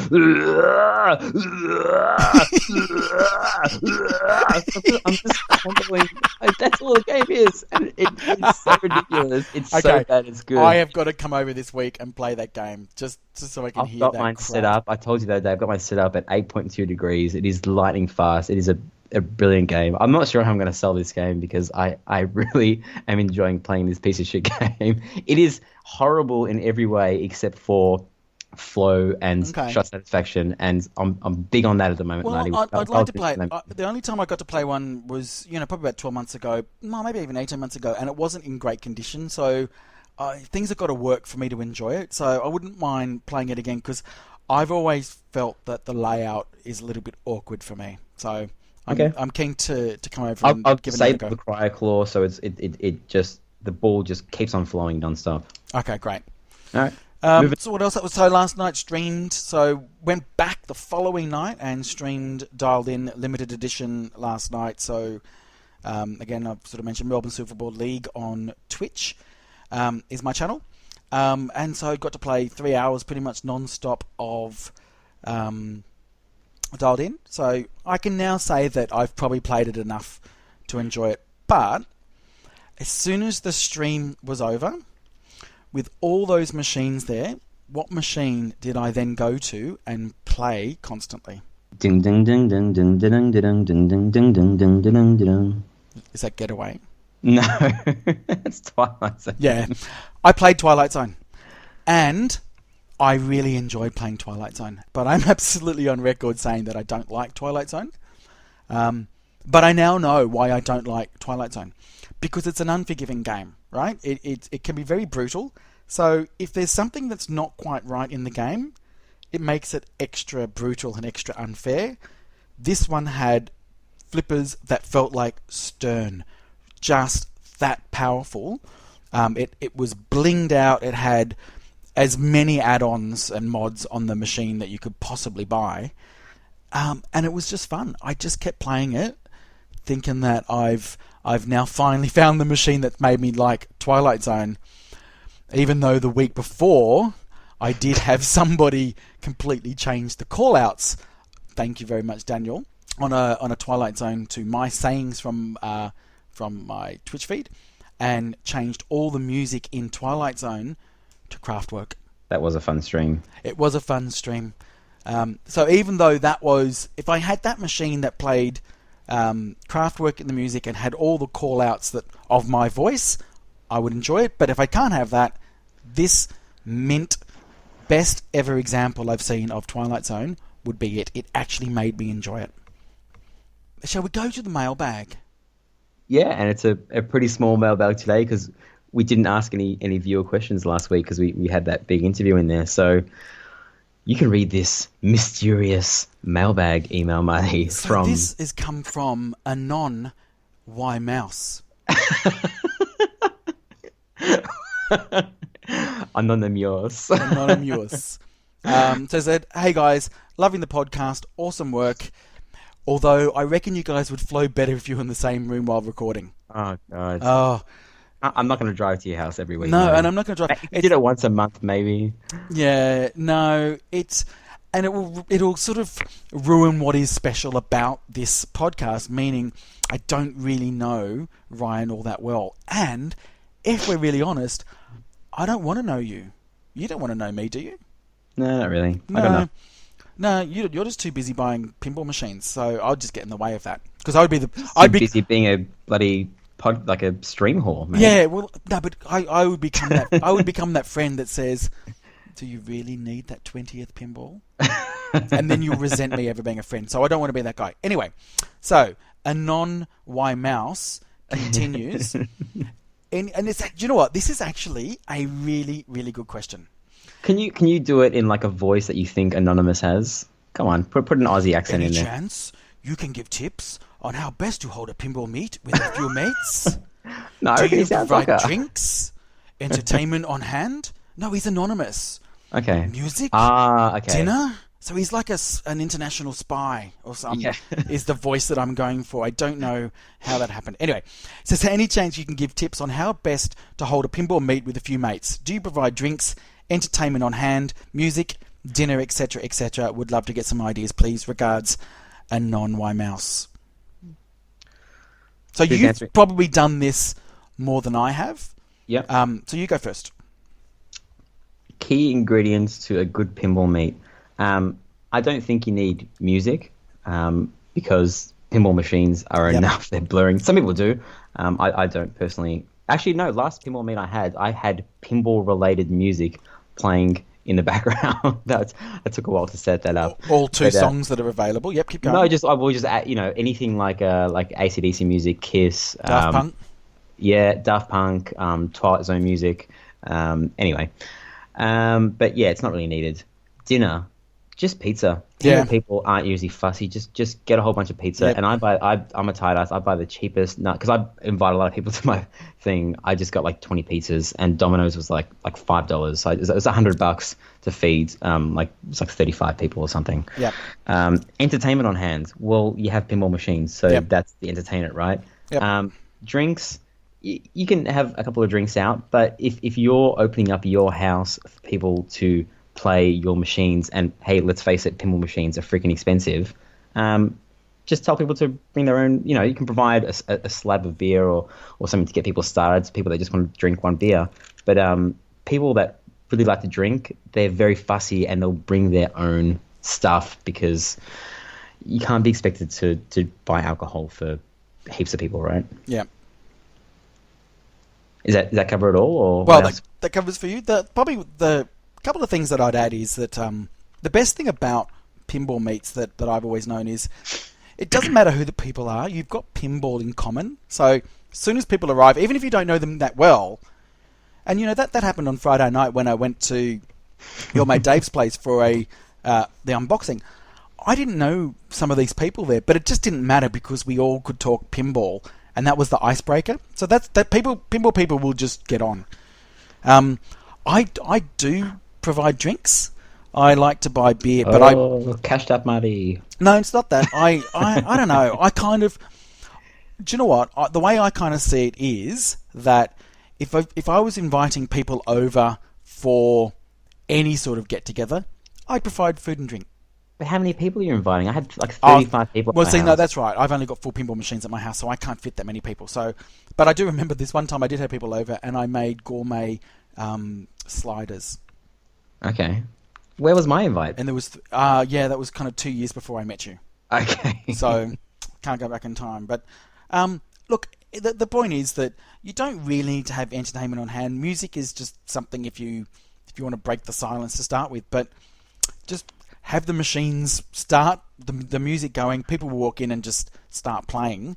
But yeah, you know what, pizza's fine. And I don't know, the etiquette is, you can order pizza and if people give you money to pay for it, then fine, you can take it or not. But they shouldn't be really expensive. People are there just to play pinball. Yeah, and as I said, it's not I'm not sure if it depends on who you're inviting. If you're inviting your friends, and of course they're going to get along. But as Marty mentioned, people, when you meet someone at a party and it's just like a general party, it's always the question is, oh, what do you do for a living? Yeah. And what people are doing is they're fishing for something. They don't really care what you do. They want something. They're trying to find something so they can relate to and then go on to the next conversation. But when you're at a pinball meet, Job's already everyone done. loves pinball. I've known people for 2 years and I still don't know what they do for a living because I know it sounds really horrible. I don't really care because most people hate their job. And if you like pinball and I like pinball, that's all I need to have in common with you. And I can talk to you for hours about it.